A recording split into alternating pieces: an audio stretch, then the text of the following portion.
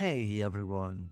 So for this video, and I'm assuming it's going to be longer, I have a few things planned out. So in this video, what we'll be trying is, with my expert, quote unquote, knowledge of the game of today, I will try out the new player experience and guide you guys on how to tackle the game when you're just starting out. So this isn't a most of the time returner video, but I believe some of it also applies to returners who actually haven't been playing the game for a long time. So there might be something new to you guys as well, should you watch this video. Now for new players, as you can tell, I just started, right? So this is the screen you'll be looking at once you have finished the cutscenes that are playing, which are very well animated. I really would suggest you watch those. They do explain a lot of the story. They set the pace for the story. They set it up, everything. It looks super cool. Smigit put a lot of effort into it, but I figured because this takes a while, about 5 to 10 minutes, I believe, I didn't want to bloat the video with just cutscenes. I want to get right to the meat, so to say, and start the game out.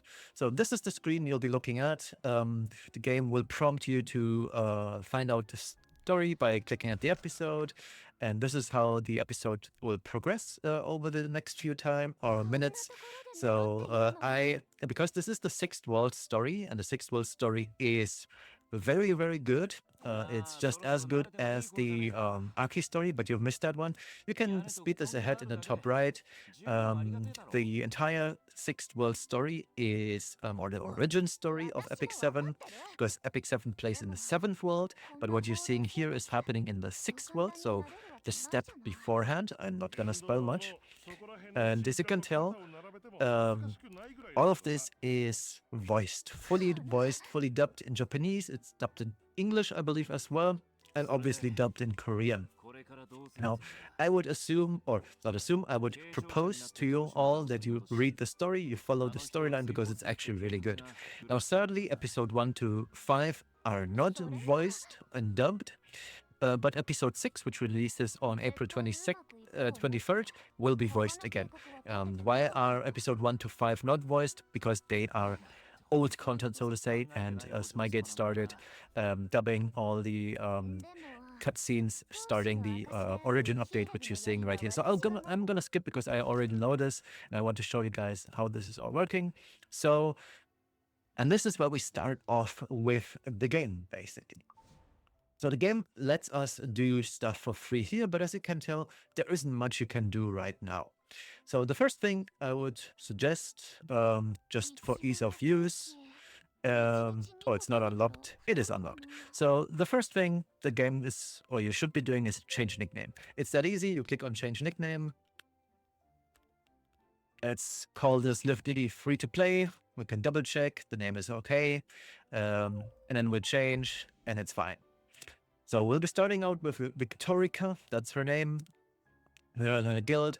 There are currently buffs up. You can always check. Oh, I cannot check for the buffs yet because it's not unlocked. And the first thing you should also be doing is looking at your inventory. You see a lot of good stuff here. So for new players, this might feel a little bit overwhelming. You probably don't know what all of this does. So energy. Energy is your main source of play resource, so to say, because most of the things in the game does cost energy. Right now we have 150. This value increases a lot and is determined by your player rank. The rank currently is rank 1. We have 70 levels plus an additional 20 soul levels. What soul levels are, I explained that in my Imprint circuit video, because that is the accommodating feature for soul ranks. But for now, let's collect all of these. These are prompting you, the GMR key ones with the 2 leaves is what the currency is called. This one prompts you to a Smigate page, so don't be worried. Here, the developers also put out their 1-minute summary video, basically a preview video. You can click on it and you'll be prompted on your other screen, or on when you're watching this on a phone, you'll be exiting the game real quick and it open up YouTube for the preview video. Now, Molagora is one of the most important, if not the most important, currency, quote unquote, in the game, because Molagora, as it says, it's a skill enhancer. But what this actually does is you can level up the skills. Every unit has 3 skills of your units, and you have 15 skill points, so to say, and each skill point gets gradually more expensive. Sometimes it's stays for a few levels. Like if an ability has 7 individual levels to it, the first 3 are 1 cost, and then it gradually increases up to 5 cost for an ability. Eventually, and if you go to plus 15, which is maxed out skills, you will always need 33 Molagora for 5-star units and less for 4-star units, 3-star units, and 2-star units. All right, let's get these. This is very good stuff. Now, leaves are also stamina, but hidden stamina. So this is a very, very strong source of energy, because 1 leaf is equivalent to 80 energy. You can buy energy with Skystones. Skystones is the premium currency in the game. You can buy this with real money, but most of the time, and that is what I would suppose or advise you to, just hoard it. You get plenty of Skystones from playing the game, playing through the content, and you will be hoarding Skystones like nothing else. So more good stuff here, some more links that you will be prompted to go to. And then we've got greater charm accessories. Those are used for enhancing your gear, which we'll be getting later too. Again, some more links attached to it. The game really wants you to check out their socials. We will always repay your interest in Epic 7. This is in accordance to a recent adjustment to the Imprint circuit system, because that one sparked a lot of controversy amongst the community members for it being massively overblown and way too strong for the overall balance of the game in terms of PvP. So they apologized and gave us very, very valuable items. You can choose between an unknown slate. What that does, I will surely explain later in the video, and a bottle of knowledge, which both of them are highly valuable, although the bottle of knowledge is the more valuable one in that regard. All right, let's pick this up. More leaves. Gold, always appreciated. You will need plenty of gold, because the most important part of the game, gold, is used for enhancing gear, enhancing units. So you will never have enough gold unless you have gold in the billions. And then here's our day 1 reward. We get different rewards for each day. Now I'm gonna make a quick cut so I have an easier time editing this video and planning out my content. So let's make a quick cut. I'll be right back. All right, let's continue with our new player journey. There isn't much we can do right now because you can click on the side story. We cannot click on the summons yet. However, it tells us we'll be able to open up after the 6th world episode chapter 2, Encounter with the Covenant. Arena doesn't open up until we've cleared chapter 4, the final fight of the 6th world episode. We can go to the shop. This will prompt you some money. Sure, we can click on this. It prompts us to packs. Very nice. Rank the free stuff here, but we need to rank 10 for this. There's also more free stuff when we reach level 20. There's even more free stuff when we reach level 30. This one is for 4 and 5-star heroes. What these are, I'll show in a minute. This one is for heroes. I believe the other one was for artifacts. No, it was for heroes as well. And for level 40, we've got another one. Sadly, there are none for 50 and 60. I would know, because on my main account, those weren't unlocked either. Now, would I spend by spending on all of these? No. Let's keep it free to play. But there's one in particular that isn't that bad. And it's the level 25 one. That is actually decent. Gives it 10 chances. I wouldn't count on those, but the 350 Chronicle bookmarks and the Covenant bookmarks aren't that bad. But I wouldn't advise spending if you're unsure about the game. Then there is value growth. You should click on this because it's a marked, and you get free sky stones from this one. It's 30 sky stones. It's not much, but it's honest work. So let's get this out of the way. The rest, let's not worry about this. And that'll be it for now. There's a lot of other stuff. You get free energy and free gold every day, 150,000 gold. And for the energy for free, you should always get these. These are very good value. What spectral cores are, none of our concerns for the time being. We'll get to that later in the video though. The same for flags. These are arena flags. We'll also get to that point later once we unlock. Here we have weekly stuff in the exchange shop. We can buy even more energy, 120 in total. But we need something called conquest points. We don't have those yet. Those are from arena. We'll get to that later. And we also can buy weekly one single Molagora per week. So the Molagora income is very limited, so to say, but we got a good head start from today's mail. And then at the end of the day, there's skins, different skins, 110 for epic skins. These have new voice lines. They look very different, and these are for Moonlight 5-star heroes. So most of them look actually really good, I'd say. Some of them dramatically enhance the original skin. It's just vanity. At the end of the day, these units, they have no new skill effects, etc. It's just skin. It looks better. My personal favorite out of all of these is Lionheart Zermia because I'm a Gooner. But there's others that are very good. We've also got heroic skins. Those are for RGB units. What is RGB? Red, blue, B for blue, and G for green. Green heroes, that's what we have here. So these are all regular units that you can always play. And then we've got rare skins for lower rarity units such as Aether here. I wouldn't suggest buying these tickets. They are extremely rare these days, sadly. You can buy them with real money. I wouldn't advise in doing so. All right, enough of the shop. Let's keep playing the story. And for the beginning of the game will give you a story character. Now, at the beginning of the game, on the right-hand side, you will see missions for each story. Most of the time, these are rather easy. Initial clear, story clear, have one or more heroes survive. Later on, and especially this is true for episode 1 to 5, you will have specific missions, such as use one mage hero, use one ranger hero. And we'll see what that means in just a second.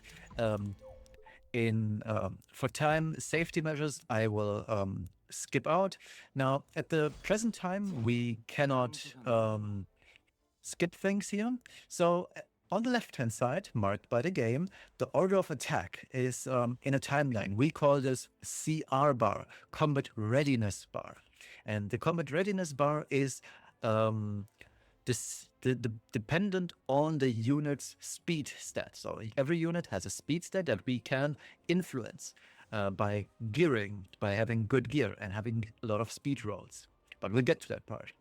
Every unit has 3 skills. Not all units have 3 skills. There are units with 5 skills, mainly 2, but alas.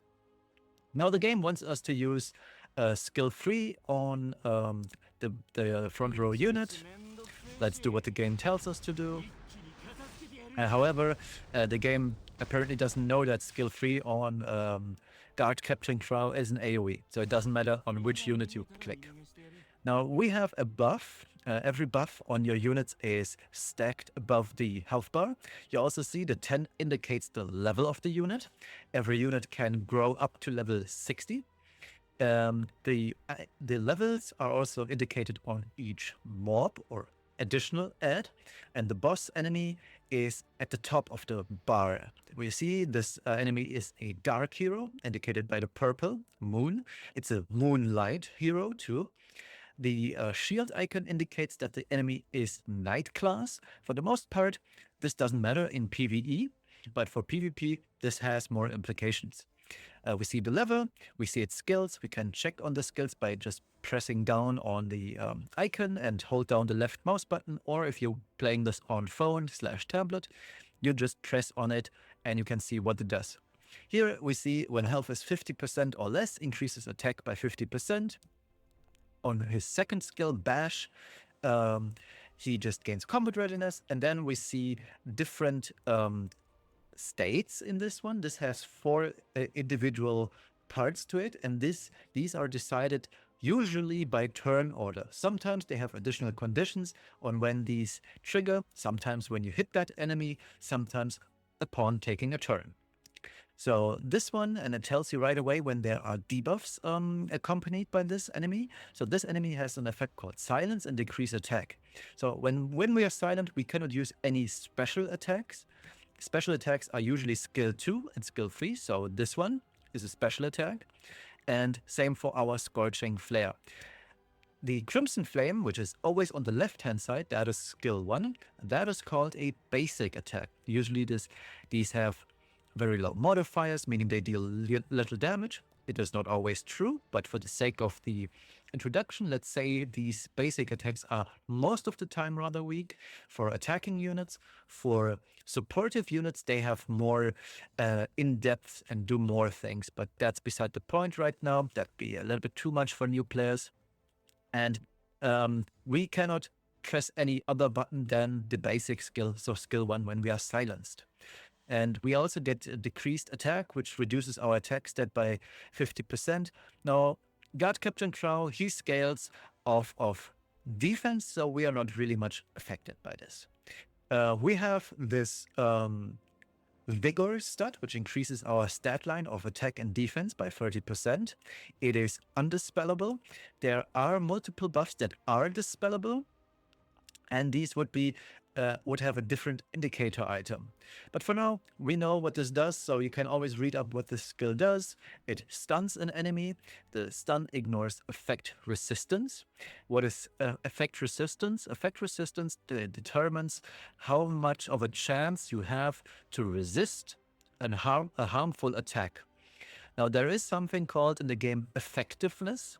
Effectiveness determines your chance of landing a specific debuff or harmful effect, in this case, stun.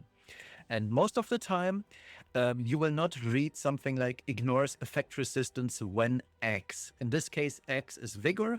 So we have Vigor. We don't care about our effectiveness chance. We do not care about the enemy's effect resistance.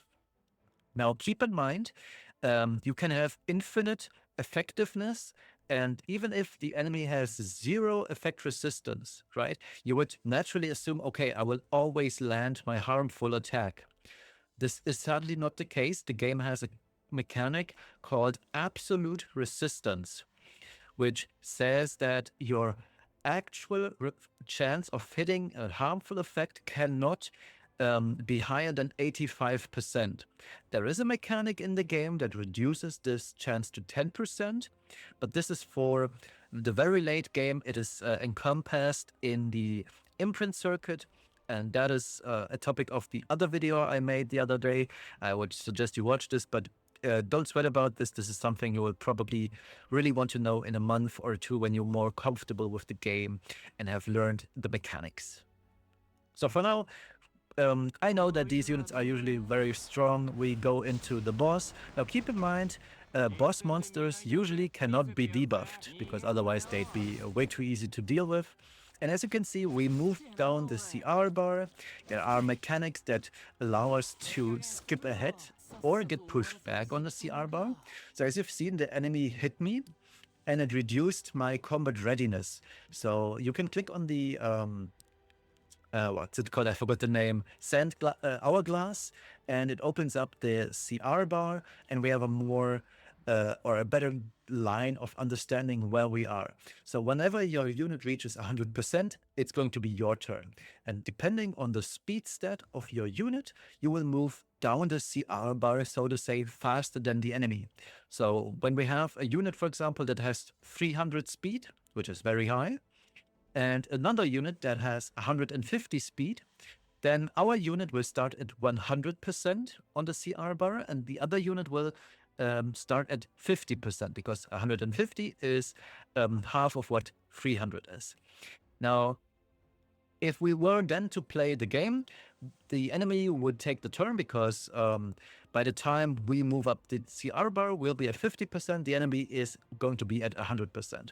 Now, if you wanted to take 2 turns before the enemy does, you would need 300 speed and the enemy 100 speed. So you move down twice as fast and you would lap, so to say. So that is a possibility, but that's maybe a little bit too much for now. So let's close this fight out with our skill 3. We gain vigor and we deal quite a lot of damage. Not actually destroying the enemy in this case, but as you can see, it's not much of an issue. Well, skill 2, we know from the previous attack that it deals quite a lot of damage here. And that closes out. Now, in the nick of time, we'll skip all of this ahead. Again, I suggest you read this. And here it is, our clear screen.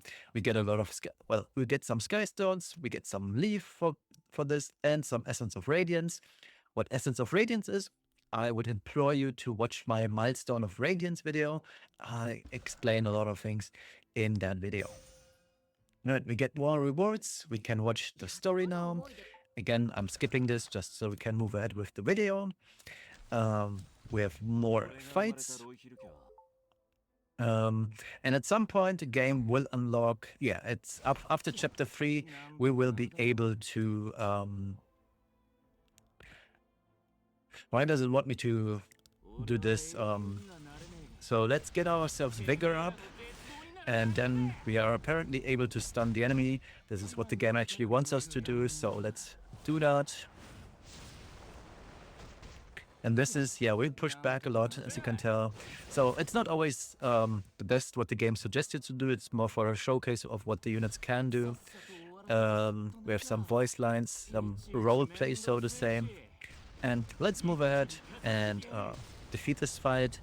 And after this, I will make a small cut, finish the story, so we have more things to talk about in general. But this, the way I'm playing right now, you can just blindly copy what I'm doing and you'll move out freely, but this isn't hard at all, even with 0 game knowledge.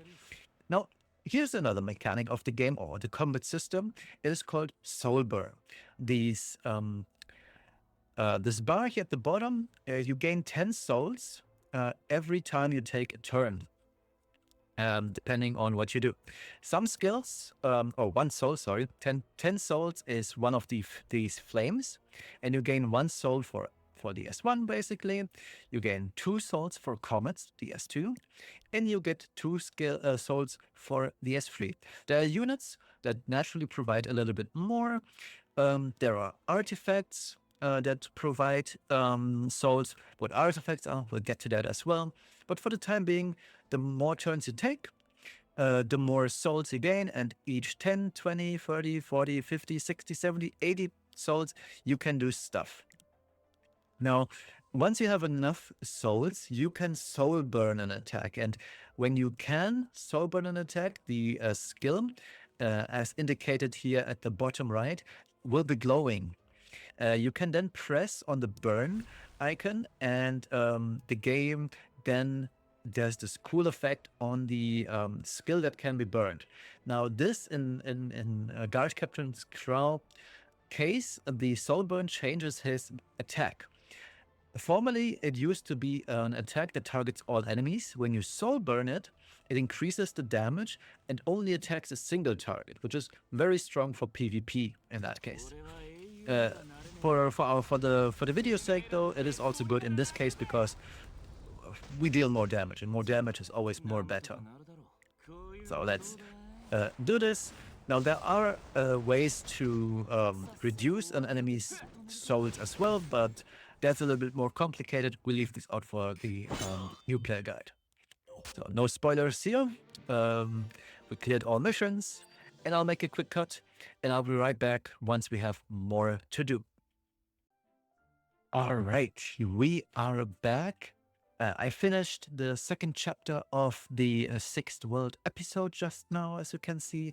That prompted me to rank up to level 6. We also gained 11 more energy. We are now at 161. We got a lot of stuff, and we unlocked quite a few things that are very important for the game. Now, once you finish chapter 2, the game will prompt you to the summon. But because before I started recording this, the game showed the usual intro for new heroes. We saw Notos, the latest Moonlight 5-star unit, and we also saw Perfumer Biblis, the latest 5-star Covenant hero. So let's follow what the game is doing. We can see you can use various bookmarks to summon heroes and artifacts. So let's check out what the game is telling us right now. So we have, and that is a rather new feature. 1 year ago, we didn't even have this. So the wishlist feature, it is very known from other gacha games. And we can decide which heroes we want and which artifacts we want. There is a recommended list. Let's see what the recommended list is. It looks solid. Now, I personally wouldn't go for... My God. Yes, the game wants me to try this right now. Okay. I would not recommend using that pull on these units, but here we are. We were forced to do so. So we got Angelica. I don't know if it's guaranteed or me just getting her out of sheer luck, but she's not a bad unit per se. Now, here's the list that I would go for if I were you. So, Roana and Fene both are very high staples in PvE. Fenris is a good unit as well. So, when it comes to PvE, let's see who we can pick. So, for PvE, and this is your main focus for the first few weeks, if not months. Whoops. We want certain characters. So Fene is a damage dealer and healer. Roana is a very dedicated healer. She's very good. You also want Tamarin, because she's another very, very potent healer, and that covers the RGB, red, blue, and green type of units. Now we want to focus on tanks. There are a few notable tanks. One of them is Crow. Let me see the entire list here. Senya is also pretty decent. But yeah, from my point of view, you probably could go with Crow in this case. He's not bad. And then let's go for DPS.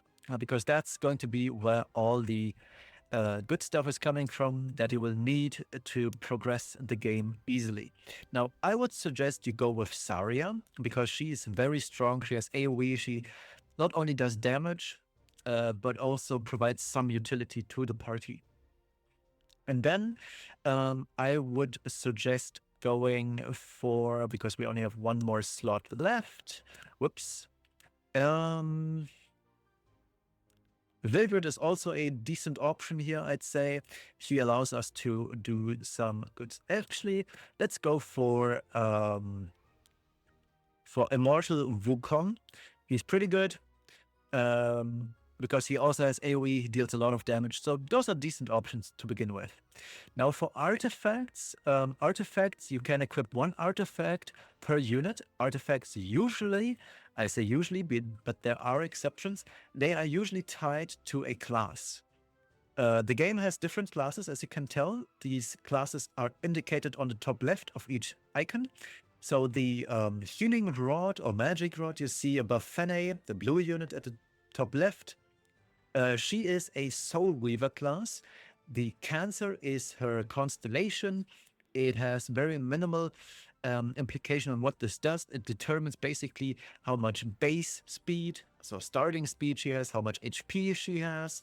But that's about it. The game doesn't really do much with the constellations, so to say. Now, the element of hers is water or ice, so to say. And the game follows a strict triangle style of balancing out units. Back in the day, it used to say green beats blue, blue beats fire, and fire beats green. These days, the only implication for that is mischance.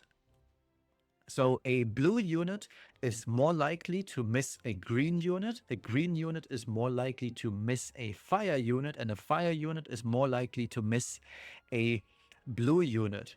There's also light and dark element. Those do not have any disadvantage against each other.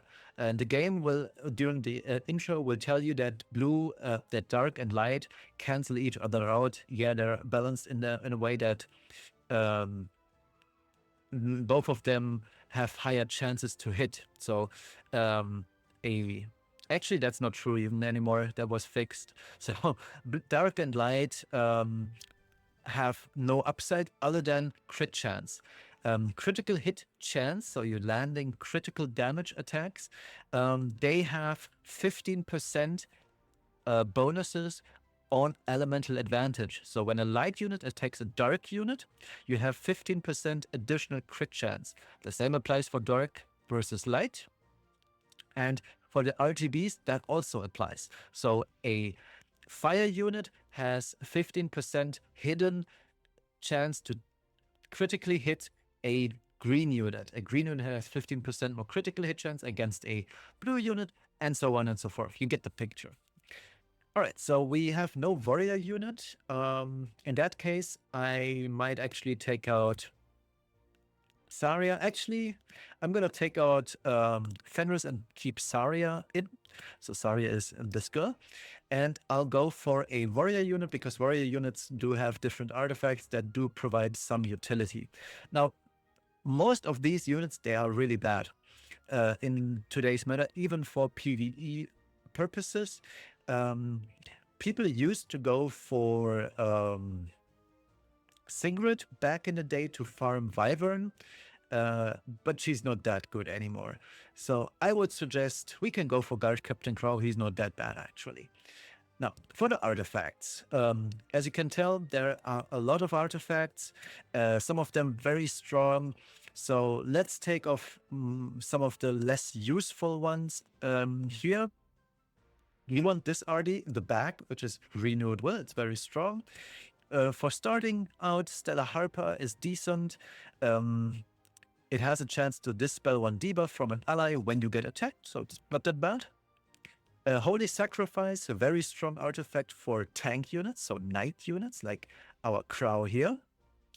And then we've got Uberius' Tooth. It's an artifact that you usually cannot pull, but luckily we have the wishlist, so we can pull on it whenever. Now we have no Thief artifact yet. That doesn't stop us from still picking it. And I would highly suggest that you get this artifact, which is Wind Rider.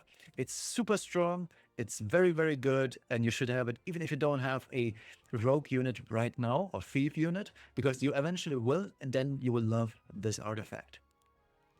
Now, as for the next ones, we have 2 more open slots. I would advise you to go for Sigurd Scythe. It's a very strong artifact. It is used on a lot of units. And because we are using Guard Captain Crow, we should also get his own artifact, which is a Thorn of the Blue Rose. So let's get that. And then with that, we have our first rather okay-ish artifact choice. You could go ahead and remove Stellar Harper, but we have no Soul Weaver artifact right now, and we have 3 Soul Weavers in our list. So it is a good idea to go for that. Now, you could argue that you don't need Sigurd Scythe. You can always freely change the artifact later on if you wish to. And we could go for Idol's Cheer. Idol's Cheer, another very, very strong artifact to start up. So let's leave it at that. And we have a free summon.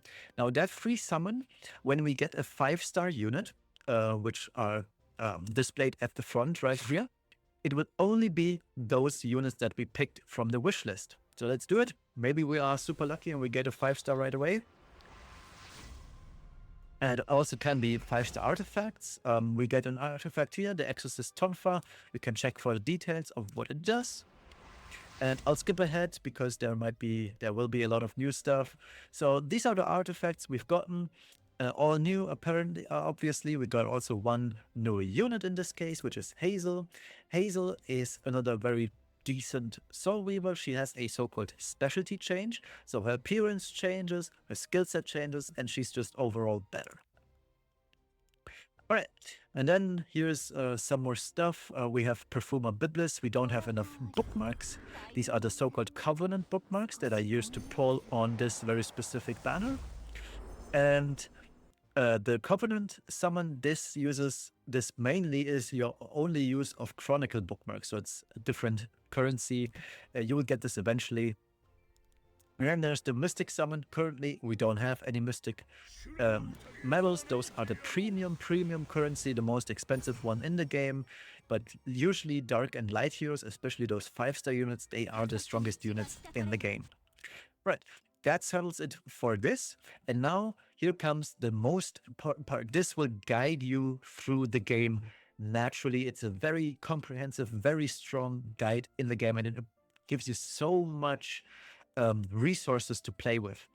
So we've got the Orbis guide, and this one has the path of the air, which literally guides you through the game, and it tells you what to do. So here we see we get some XP, rank XP for ourselves. We get some sky stones. We receive the reward, and here it tells us to level up a hero using penguins. Penguins are the XP generators for us. It wants us to go and enhance Victorica. So here we see the different types of penguins. We can add them individually. Yes, and as you can tell, it increases the stats, and it has a huge implication. So we can level up. This costs gold. And we can auto-select, for example, just to go to level 27 right away. We'll point it right now. So let's move back. And let's see what the Orbis guide... Oh, never mind. The game wants us to check out the Milestone of Radiance that I talked about in my previous video. So we can open up the first chest. It's free for us. We upgraded right away. I don't know if this is guaranteed or not. It upgraded again. So now we are guaranteed a 5-star Covenant hero. All right, let's see. Let's see who we get. This is exciting, actually. Oh, we get a mage hero.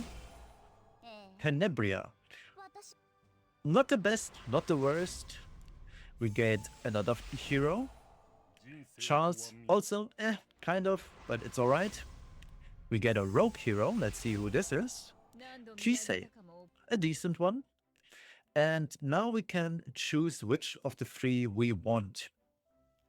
Now, remember, we didn't pick a rogue hero or thief hero from our wish list. Now, Tenebria, you can check the skills here. She's not bad. She has a lot of debuffs. Sleep, so the enemies cannot move. Defense break, so we deal more damage. Reducing speed. Tenebria is decent, and the game also tells you when these units are most played over the last month. In this case, Expedition. Expedition is a time-gated content. It rotates in and out of the game, so don't sweat about it right now.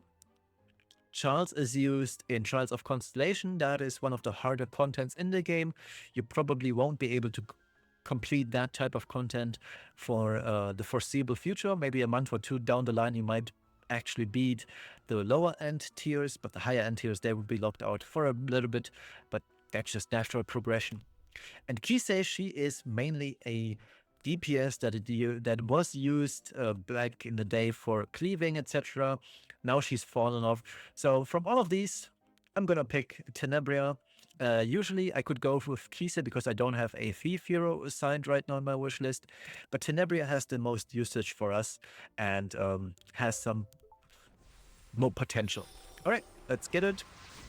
We have a mage hero because we also then have a mage hero on our wish list. So Tenebria, not the worst pick. It's actually good. All right, now we get another chest. We have 80 coins. There's a lot of it. Yes, yes, yes. We can see what we get here. Very different rewards from the ones I'm getting. Yes, yes, yes. I explained all of this in my video, so it prompts us to this. These are the glory coins. Oh, very different from what I'm getting. But let's see. Oh, level 85 plus 15 equipment. Really good stuff. All right, let's open up another chest, because why not? 25% chance to upgrade. Oh, we got lucky. We got 25 leaf. The 25 leaves as of right now, they won't do much for us because we have a lot of energy and we'll get a lot more energy from leveling up. Now, here's something called the Epic Pass. It gives us some bookmarks that are really nice. There are missions, so we can level up. These missions are daily. They have weeklies for spectral cost, but we are very far from using these spectral costs right now. Here are more missions. You can upgrade these passes either for real money. This one is for Sky Stones, which is good. And if you have enough Sky Stones, this one is actually worth it. You get a lot of resources. You can do a lot of polls on your wish list. So once you have 1.9k Sky Stones, I would advise you to buy this one. It's free, quote unquote. It's just playtime. That's very good. All right, now let's move over to this. This sadly is 30 euros. You get a hero that is rather outdated at this point, but you also get her epic skin. And lastly, we have the Victorica Pass. Again, this costs money. It offers you a plus 15 item with effectiveness and 17 speed. I wouldn't recommend getting this. And then, as of making this video, we've got the Astrum Pass, but that one's over. They will most likely renew it on the 9th of April though. All right, then there's events. We've got plenty of events right now. You can click through this, log into the to Epic 7, then using energy. We have our craft your best gear event. Let's see if this is still active. Oh yeah, it is still active. So let's go for a right side gear. Oh, period has ended. Too bad. What about season 2? Is that still active? Oh, yeah, we can't do this anymore. Too bad. This is World Arena. This is playing against real players in Arena. You'll be waiting a few months before you can actually do this. We've got Perfumer Biblist. You can just check this out by clicking on this button. A lot of background noise for me. Then it prompts you to try out the hero for one more leaf. So the game basically hand feeds you a perfect situation where Perfumer Biblist performs very well. You can't do much here. Yeah, this is the effect. So Perfumer Biblist looks super cool and all. I'll guide you where you have to click for this so you don't accidentally fail on this. So yeah, lots of damage coming in on our team. The enemy taking quite a lot of turns, and this is our chance to do it. So in this case, you press the third skill button, Aura de la Mort. That looks very cool. And here we see we did quite a lot of debuffs on the enemy team. As you also can see, the enemy team lost 2 units because Biblist has a very unique effect, Lingering Fragrance, that reflects damage back onto the enemy. Now, our unit Yulha has taken some damage. She will use the Soul Burn button and press it on the Flan unit, the back row. And then it's just top mod Lulukar against our unit.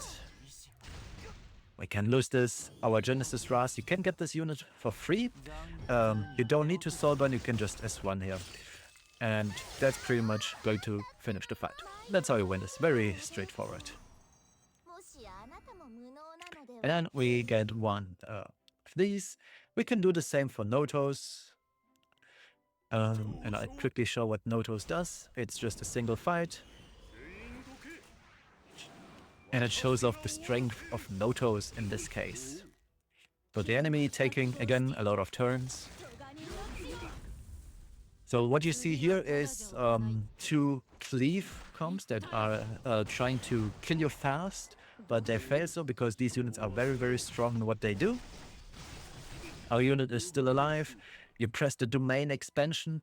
It's called God's Might, but everybody calls it domain's expansion because we get to a new playing field. We can soul burn the second skill, and this is one of those units I talked about with 5 different skills. So you can press this. We do not worry about anything here. We attack the front row guy. Actually, that was a mistake, but whatever. And then you just press this button, the first skill, and defeat Bloodblade Karen. And that is pretty much another 2 leave for us. So we have completed this one. All right, let's get back to the Orbis guide because that's where we get a lot of stuff. So in terms of progression, just follow the path of air.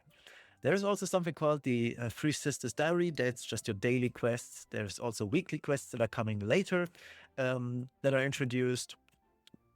But for now, the game wants us to finish the 3rd chapter of the 6th world. It wants us to acquire Connection Hero by completing missions. You can click on Go, but this is also unlocked upon clearing chapter 3. And at the bottom, before I make another cut, because I'm going to finish the entire 6th world episode. Actually, I'm going to finish the I'll do one more thing before I make a cut. So here we see the Moonlight blessing. We can pick one unit. Yes. It tells us what to pick, and we have these 6 units to pick from. None of these units are good anymore. However, Arbiter Wildred is quite okay. As you can tell, he's being used in the episode game because he has a lot of AoE. He has Dark Blade, which is an AoE attack. He has Sweep, which targets 2 enemies. So he's decent for PvE content, for early PvE content, I will say. The other units, forget about them. They are not worth it. Now, if you want a little bit of a head start for PvP content, I would highly advise picking the Well of Light. Well of Light is incredibly strong, and she will guide you through so many things in the game. But so will Wildred. It's up to you, personal preference. I will pick Arbiter Wildred here because he's just going to give us a little bit more flexibility.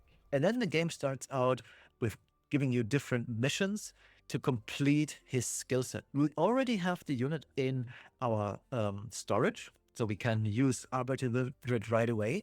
However, there are certain things locked to us. So we cannot fully enhance his skills. We cannot assign him in Guild War, which is content you do with your guild, with your friends, or in Arena. We cannot 5-star awaken him, and we cannot 6-star promote him. And if you feel like, I don't know, I don't feel like Wildred is the correct unit for me, you can always reset this, like the thing he's saying here. And to fully enhance the entire potential of the units, we have to finish the content. The content here is episode 2, chapter 4, which is quite a little bit. You'll be probably playing the game for, depending on if you read the story, this might take you 2 or 3 hours. We have to reach gold 5 in Arena, which I'll show you how to do. And then reach level 60, which with 2 heroes, not just one, with 2, but reaching level 60 with heroes is rather easy these days. And awaken 3-star or higher heroes to 5-star, which I will also show you how to do. And we'll get there right now. So we got ourselves Tenebria. So we can go ahead and press the skill enhance button. So as you can see, we have different amounts of skills. This one is equally divided upon 5 x5. So 15 skills, and each skill does either more damage and increases effect chance of what the unit does. So here we have a base 70% chance of applying debuffs. We can increase this chance up to 15%, making it 85% chance to land. Now keep in mind, the 85% are still subject to the 15% absolute resistance I talked about earlier.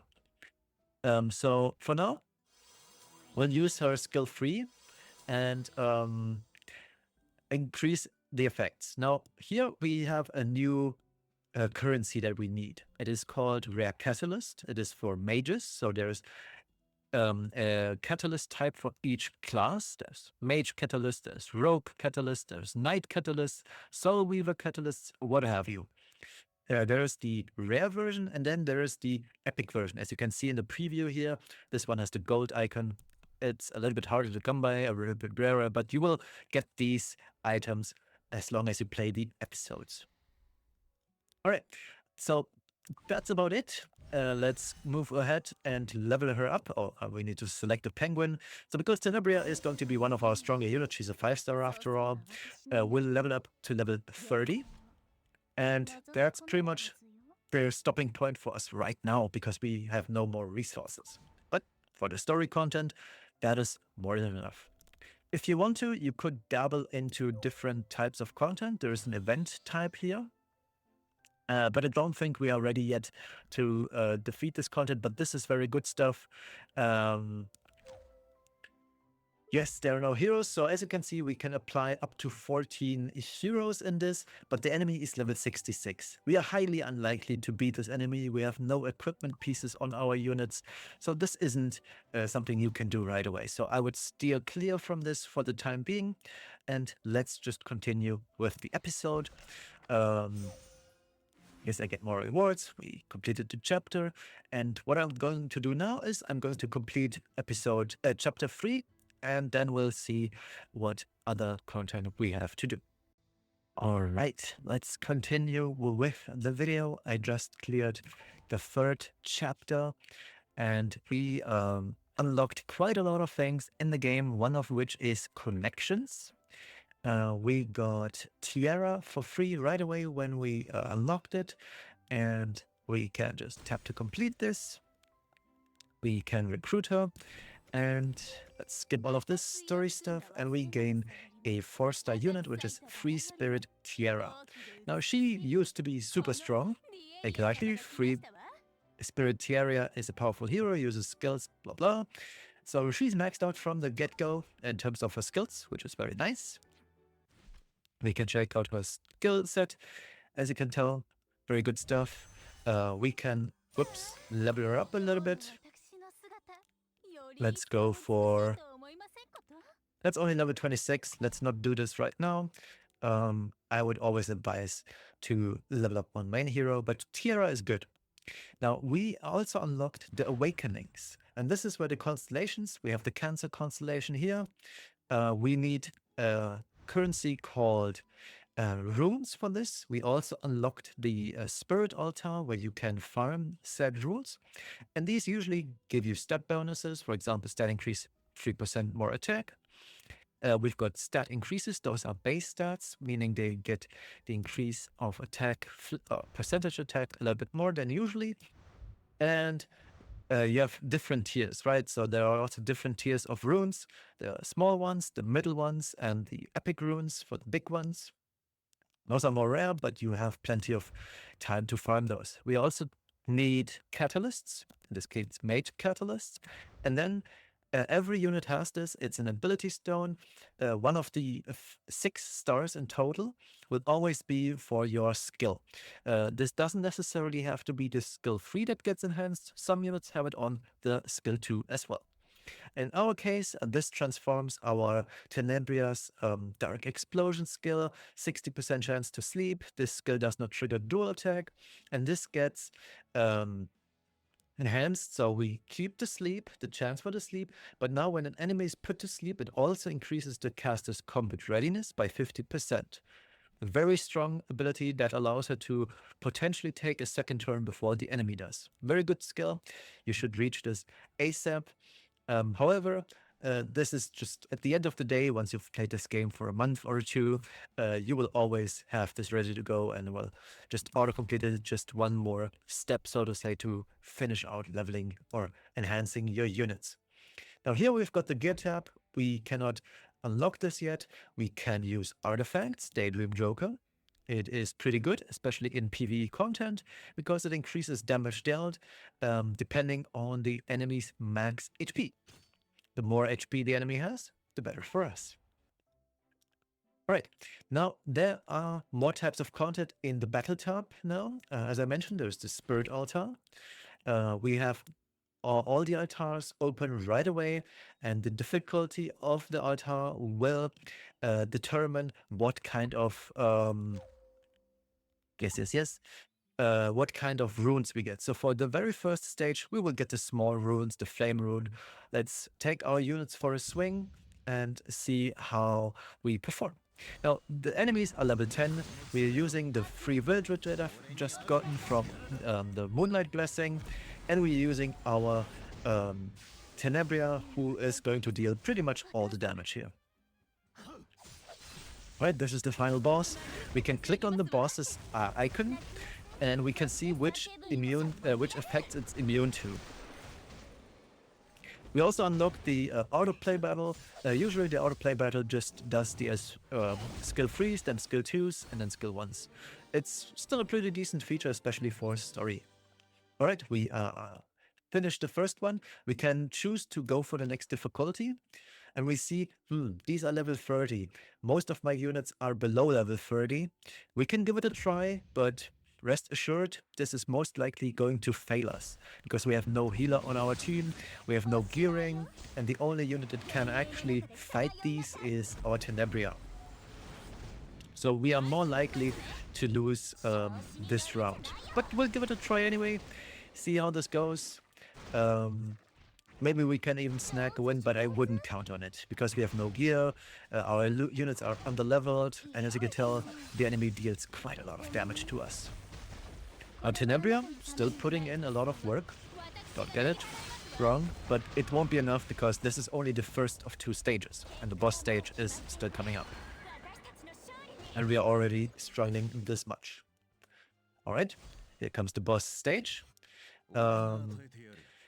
I will manual this just to show you how the game actually does this. So the game will always attack the boss and ignore the additional enemies here. Which sometimes is a good way to play.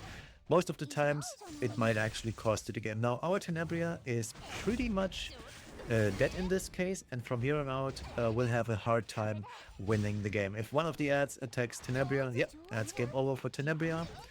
And this pretty much also spells doom because we lost our main source of damage here. But this is an issue we can easily fix by leveling up our heroes.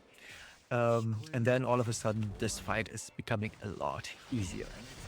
But I'll let this play out just so you guys can see how much you will struggle if you just try to cheese your way out of stuff. Alright, we got killed, but Wildred, and this is why he's such a good unit, he comes back to life. He has his skill 3 ready again, and when he's leveled up, this actually deals quite a lot of damage. But for the time being, it's fine. Maybe we can even defeat this? No, I don't know. Wildred is dead as well, and that's gonna be the end of our run. Right, and now, because we failed, and the game right away tells you what you should do to help you win this fight. So on the one hand, I wanted to enhance skills, equip equipment. We have none so far yet. It wants us to awaken, and the most natural part, leveling up. All right, let's leave this part because this one doesn't help us. And then there's the Abyss. And the Abyss is the content you will struggle eventually. This is hard content for the beginning of the game. There are multiple floors to each Abyss. So there's the regular Abyss and there's the challenge Abyss. The regular Abyss goes up to level, I believe, 150. No, 120. So 120 stages, all increasing in difficulty. And you get lots of very, very strong equipment pieces along the way. Most of the part, or the good part, is at the end. So this is a very, very strong piece. All of these are very, very good. But it's going to take you a lot of time to get these. You even get 500 Mystic medals here. That is a 10 pull on the Mystic banner. But rest assured, it's going to take you a while to get these done. Let's see if we can start with the first fight, or if it's still too hard for us. It is level 12, so this is perfectly doable. We see the enemy types, we see our obtainable rewards. We have currently no Guardian. A Guardian is a feature that is introduced in Chapter 1. We can let this play on auto because our Tenebria will guide us through, or will carry us throughout this fight. There's only 2 parts. Here's part 2. Alright. We defeated the additional enemies. And from here on out, it's just the final boss versus us. It deals some damage to our Tenebria, but this should be fine. Ideally, I put the Victorica into the front row because the front row, when it's natural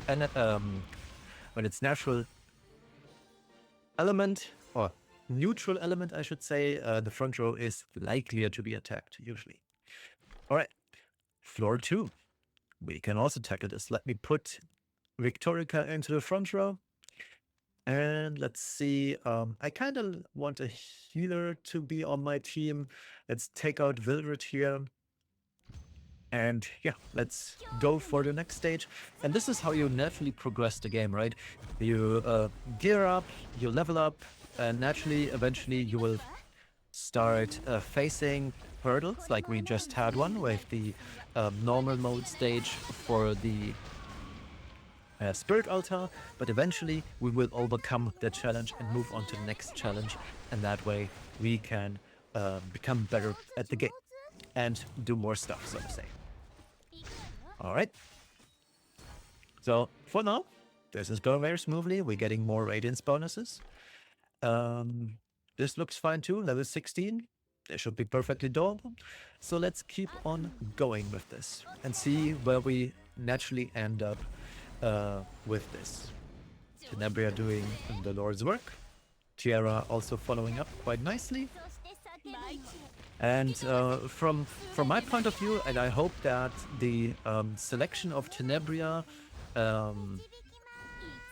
Charles and Kisei is the same for everybody, because I believe Tenebria is an actual decent starting unit for this content, as you can see. Also, you could also just be using the Arbiter Vildred that I've gotten at the beginning of the game. So that's up to you. Right? We also increase some friendship. Level 18, still perfectly doable for us, even though we are at elemental disadvantage, because these are blue units, or there's one blue unit.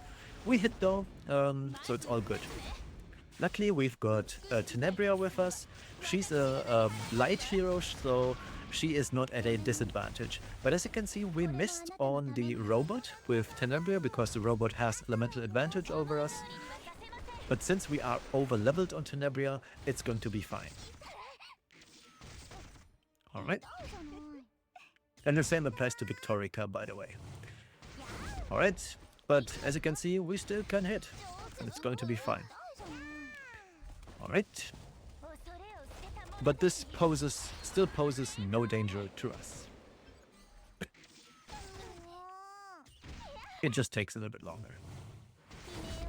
But that's also due to the fact that the enemies are getting progressively tankier.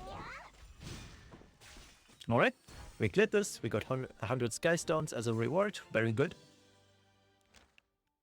And now we've got the first boss stage, where we are getting Covenant bookmarks. And the boss here is a blue unit, which is Karin, and a few enemies. Let's see if we can still beat this. If we can't, we'll just level up, and then we will for sure beat this.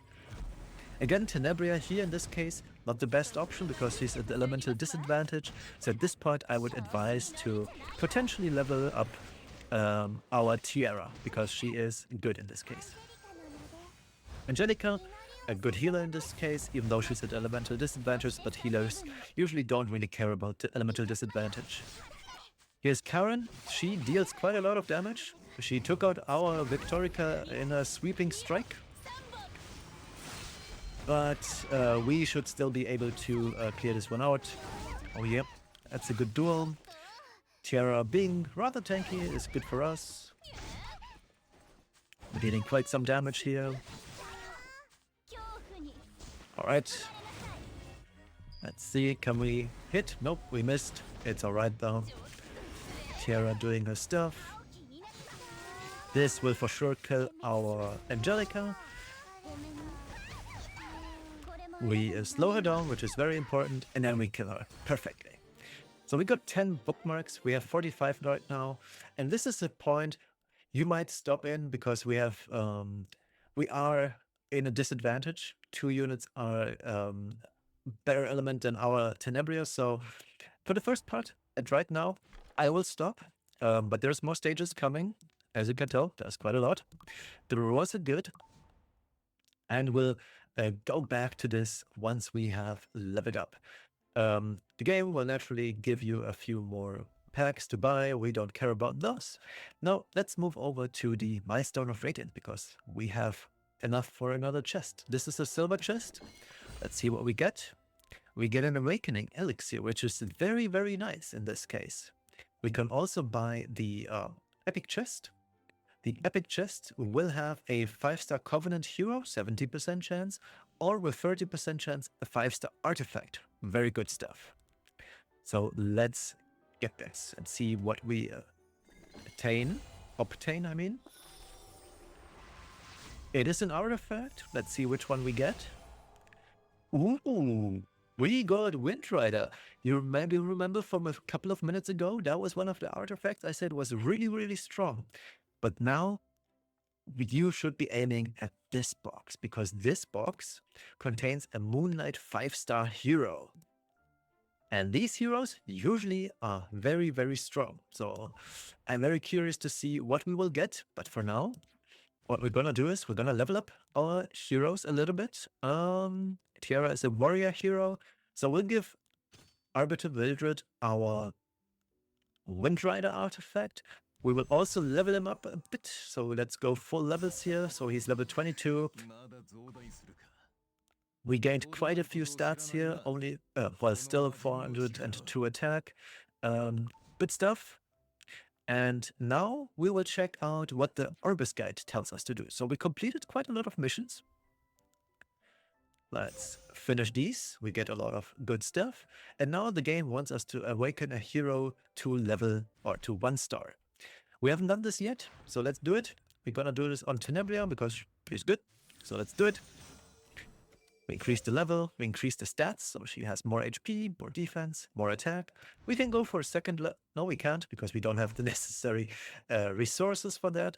And I would also advise you to lock units. You can do this at the bottom left here. That helps you to not accidentally transmit the heroes, because at the bottom right you see hero transmission. You could accidentally transmit a few of those heroes. We don't want that yet. So I would always advise you to lock heroes that you want to use just so you're super safe. I believe we haven't locked Arbiter Wildred yet. Right. So we completed the first step of the Orbis guide. Perfect. And now we will receive a free artifact, Flower Shower. Let's pick this up. We got more Sky Stones. We increased in rank. We also increased our stamina. So all in all, good stuff. We get our free celebration, rank 10 celebration pack. So let's get this for free. Let's not worry about the paid stuff. We get a little bit more energy that we can use right now. And here we are. This one, it just Baru Kandi, which just says go right away basically. And we enter our inventory and we can open up the summon tab and see what we get. We get a 4-star Soul Weaver, and it's Rin. You will never use Rin, let me tell you that right away. Actually, no, I'm wrong. I believe there's one stage in the Challenge Abyss, the hard version, where you can use her. All right, let's check out what the Orbis now tells us to do. So the Orbis wants us to reach level 15. We already got this. Now it wants us to clear chapter 4. It wants us to clear the Org Armory, but we need to clear chapter 4 for this first. And it wants us to use enhanced equipment and arena. So a lot of good stuff is going to... Actually, wait, that's the wrong path. It wants us to equip gear on a hero and enhance gear. So I will complete chapter 4 of the episode, and then I'll be right back. And then we get to the juice of the game, which is gearing. All right, we just finished the origin episode of Epic 7. We are now prompted to the first episode of the game. So the 6th world episode counts as the origin episode. We now can go through the new beginning episode. We will gain our first what's it called, Guardian, and we can also use supporter level heroes, which make things a little bit easier. We can check these, we can auto swap these in, we can swap this out. It helps us do stuff. All right, this game, let's start this quest. It's going to be a little bit harder, as you can see. These are already level 24. Let's see if we can defeat this still. Surely our supporting unit will help us tremendously, but also our Tenebria will guide us through this fight easily, I would assume. Yes. Perfect. I really need to adjust my Victorica being in the front row here though.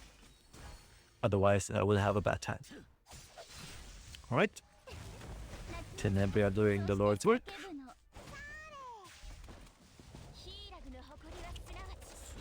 And then we get to the meaty part of the video, even though this video is already super long. Alright. But I will have timestamps for the parts that interest you the most, hopefully. Right, final stage. We def broke the main enemy here, which is very good. Green units will naturally or more likely attack our blue unit. Let's see if we can land some debuffs here. We did quite a lot of damage. We did land a debuff here. Up a bit. Right. Mildred uses his skill free, excuse me. And that clears out the first fight of the game, or the first episode, I mean. We rank up a bit and we gain Arceus, our first guardian in the game. Now, what do guardians do? We can assign them in the battle, and these guardians, they usually, you just use up your souls, but they deal increased damage and you can cheese things with this. All right. Now we've unlocked several things. Let's go over this one by one. The first and most important part is Genesis Ras in the bottom row. You've seen Genesis Ras briefly in the 6th World episode. Now you are able to unlock him. There are 4 parts to this. It's going to take you quite a while. I believe it's 2 weeks if you very diligently do this stuff. So the first thing is daily check-in. We got this. Then we are supposed to use 400 energy, up to 400 energy. We are supposed to do a few arena battles, and that's about it. So the first step, very quickly done, and we get one so-called Imprint ingredient. Now, this is a good time to talk about the imprints. When you pull additional units of, for example, Tenebria, if we were to get a second Tenebria, we would be able to go into the hero tab and go to memory imprint. And this is where we can check for so-called devotion skills. Each subsequent additional unit will allow us to increase her stats. That's the increase imprint concentration. So up to 27% more effectiveness if we get 1, 2, 3, 4, 5 additional copies of this Tenebria or all her other variants. Or we can release our imprint, meaning we give our party buffs, passive buffs. In this case, it's a very potent buff. It is 15% critical hit chance for the party. Now you can always see which parts of the party are affected, and once we unlock this, we would see this indicated on this part here. Very good stuff. But for now, let's not worry about this too much because we are very far from getting imprints. But this is a good starting point. So the first step is make sure to finish out these quests. So first steps first, once you unlock Genesis Ras, and I believe you do so pretty much at the same time I did right now, you should start this quest because you need to go here first, so it starts counting the energy that you use. And from here on out, every energy that you use will be taken into account for that. Now, another thing that we unlocked is Arena. Now, we are part of the Rookie Arena here. There are different tiers, and as you can tell, with each tier that we unlock, we gain Sky Stones. We can go up to Challenger, but it's probably going to be a little bit harder here. We are supposed to set up a team. We can auto-sign, and that's good enough for now. All right, now let's tackle PvP. We are in Bronze 5. There are 5 tiers to Bronze, 5 tiers to Silver, etc. Now, these are bots, so to say. Or, yeah, these are bots. So this won't be that hard. We can freely choose our team. We'll go for Tenebria. Where is she? Victorica. We can also put Victorica in the front row. And then we'll go for a healer. And these use flags. Flags naturally charge up one flag per 1 hour. And you can buy more flags either with sky stones. I wouldn't advise you to do this, especially in the beginning, or with friendship points, but that's a different topic for another day. So let's do an arena fight. The arena fights work the same way they do as you would in regular PvE. All the speed is calculated upon the unit speed.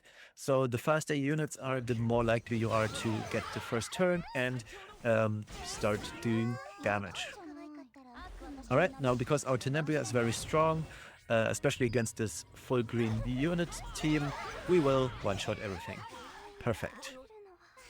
And that's our first win in the arena.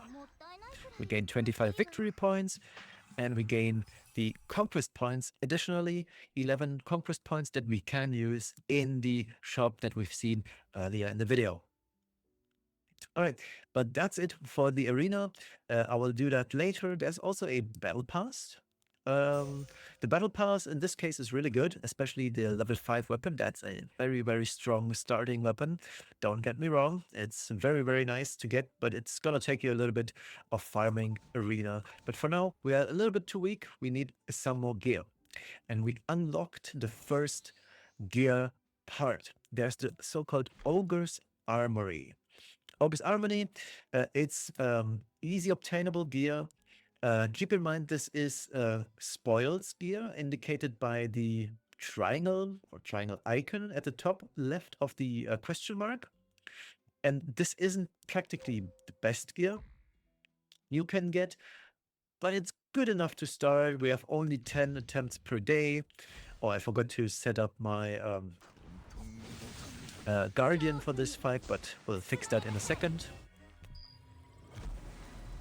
But we have to do the Ogre's Armory for our Orbis pass anyway. So as you can tell, this is super easy for the time being. We'll have this cleared in no time. Tenebria takes care of it. And we got our first gear piece. Now this is a speed set item. It has 5% hit health, 5% effect resistance, and 2 speed. I'll do one more round of... Oh, normal mode is way out of our league, so we can't deal with that yet. Now there's a thing called quick battle. In this case, we would just play this out. The game would play this out for 9 times, up to 10 at a time. I'll assign our Archie. He has a buff called Guardian's Blessing. Guardian's Blessing increases our critical hit chance by 20% and attack by 20%. It's a good one. Most of the time you will use this and you will gain the other Guardians through playing the game. Now, because we know we can beat this, we'll just quick battle this.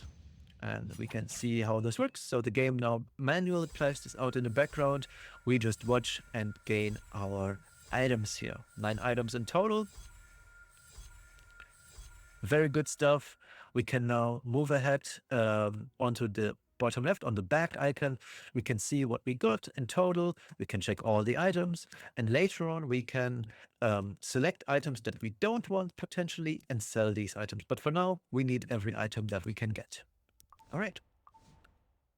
So that's our first stop. We only have 10 daily entries. There's this thing called hunts. Hunts, we will take a little bit to get to those because we need to reach chapter 2, episode 2, chapter 3 for this to unlock. So let's move back and we reach the point where we can equip stuff to our units. So let's equip Tenebria with a helm. Let's give her... I believe I got 2 pieces of health set right now. These are decent stats, so let's give her this. And yeah, effectiveness is decent. So let's give it that. And we already attained the first thing, which is called set bonus. Health set is a 2-piece set. There are 2-piece sets and there are 4-piece sets. There are no 3-piece sets in the game yet. So the 2-piece set, health set, increases our health by 20%. Speed set, on the other hand, is a 4-piece set. That increases our speed by 25%. And speed set is the most potent. It's the set in the game. It's the best set. You always want speed set on almost every unit. There are obviously some deviations from the rule. Notos, for example, the latest Moonlight 5-star, doesn't want speed. She wants a different set, but most of the units, speed is king. A critical hit chance set is another 2-piece set. It increases our critical hit chance by 12%, which is also a good set for starters. And now let's get to the meat of the game, which is gearing enhancement. And you will use a lot of time enhancing gear. For enhancing gear, you use something called enhancement powder. There are 4 types of powders, and there's 2 types of gear. You have the left-hand side gear, which is weapon, helm, chest, and there's right-hand side gear, necklace, rings, and boots. Left-hand side gear has always predetermined stats. So the main stat indicated at the top here, that one is fixed. For chest slot pieces, it is always going to be defense. For helmet pieces, it's always going to be HP. And for weapons, it's always going to be attack. Flat stats. Now, right side gear has a variation. So the necklace slot can have percentage stats, critical hit chance, critical damage percent, attack percent, health percent, and defense percent. Ring has 2 additional stats, effectiveness chance percent and effect resistance chance. But it cannot roll critical damage and it cannot roll critical hit chance, which the necklace does. The necklace cannot roll in or cannot have effect resistance and effectiveness main stat. And then there is the boots. The boots are the only slot that can have main stat speed. It's not a percent, it's flat speed, 45 in total, and that is super strong. But the boots cannot roll effect resistance, main stat, that is, the big one, the top one. They cannot roll effect resistance, effectiveness, critical damage, nor can they have critical hit chance as the main stat. But you most of the time want it to be speed main stat anyway. So we did our Tenebria, decent set. Let's give our Arbiter Wildred another set as well. We'll go with crit set on him. Do we have another one? Yes, we do. Perfect. So our Wildred now has 30% critical hit chance. Why am I moving out? Because there's more. Now we have to enhance these. And there's 4 tiers of enhancement materials. We've got the powder, we've got the lesser charms, and the greater charms and the epic charms. And for the right-hand side, especially rings and necklaces, there's the accessory charms. It's a different type. For boots, you would still use the equipment enhancement because those are counted as equipment. Necklaces and rings are accessories, so they have a different type of charm and powder. Now we use powder, you can use the auto select button. You can change, I would always advise to use powder first before you tackle your greater charms. And you can set up to which level you want to go. You can go to level 15. We don't have enough now with charms.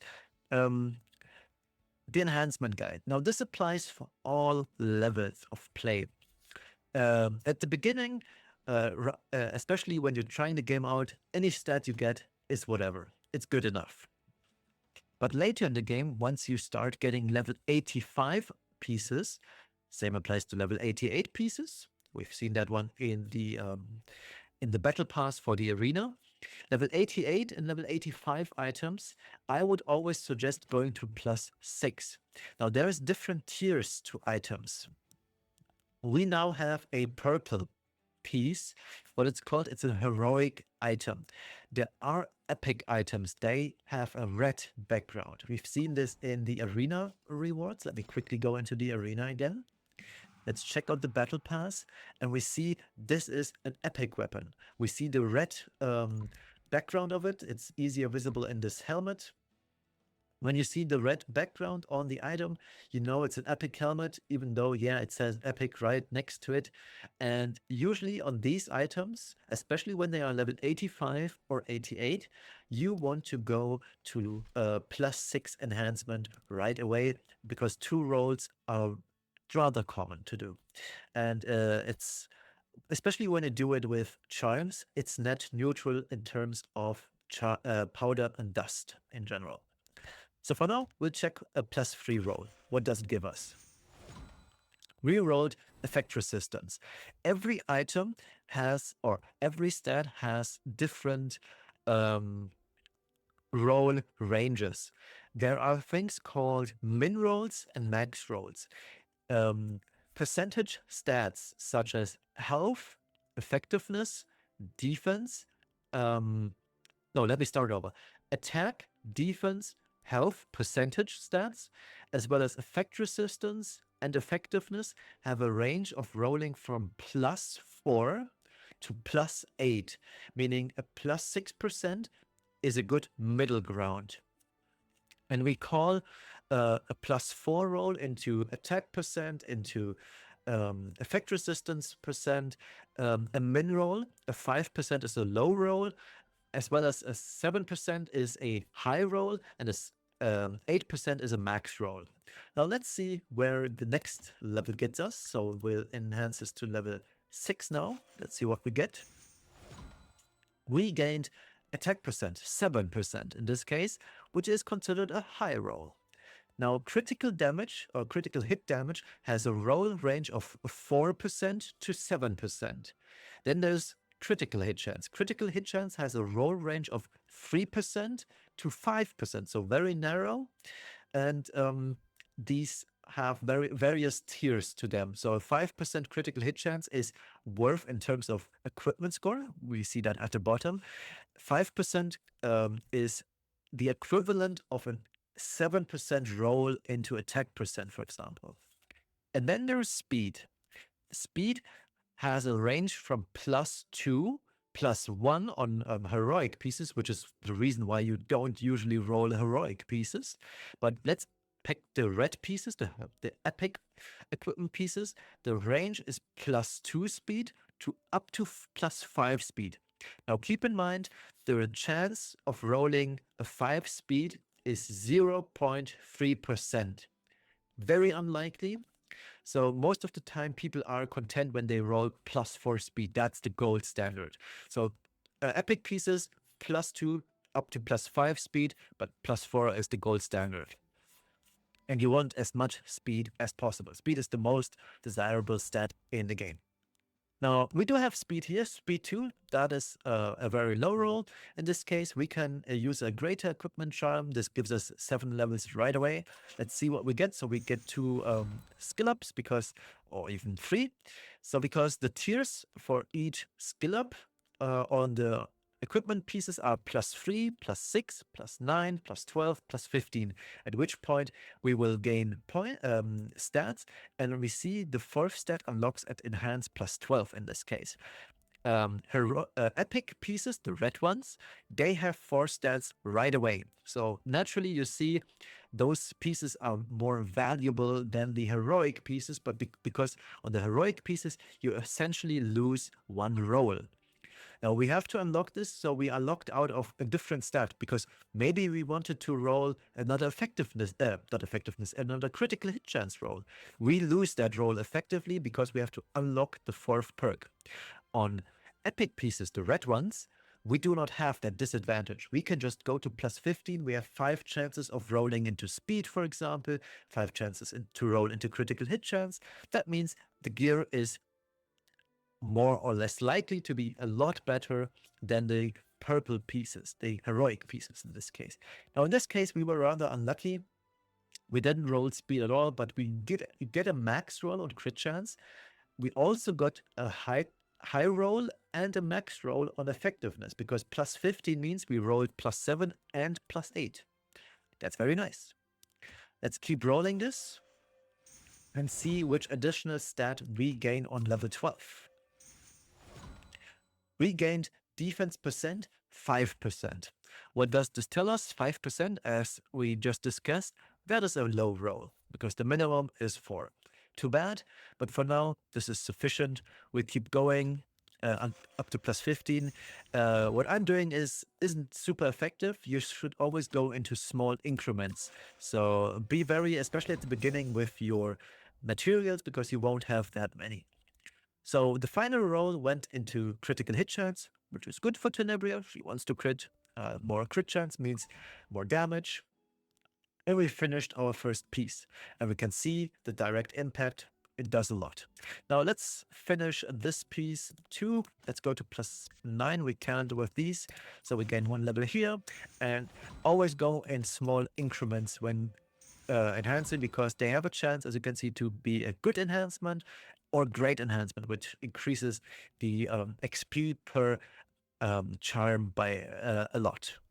There are also pets, the pet ability, which I might not cover in this video because that would blow up the video entirely. The pets are very well explained in the game mechanics, so you will be fine in that regard. So let's get our plus 9 here. Let's see what we get. We got a max. Oh, these can roll 8 crit damage. This is exclusive to these pieces, mind you. You cannot usually roll plus 8 on crit damage, mind you. This is not possible on actual gear. All right, let's keep it going. Let's see what we unlock at plus 12. Another 5 defense, which is, again, the minimum amount, or low amount, I mean, sorry, not minimum, but low amount. And we got 6 crit damage to boot.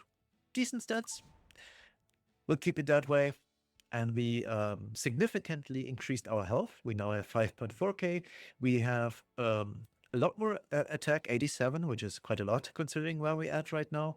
So yeah, we did some stuff. Now let's check back with the Orbis guide. We completed all the missions.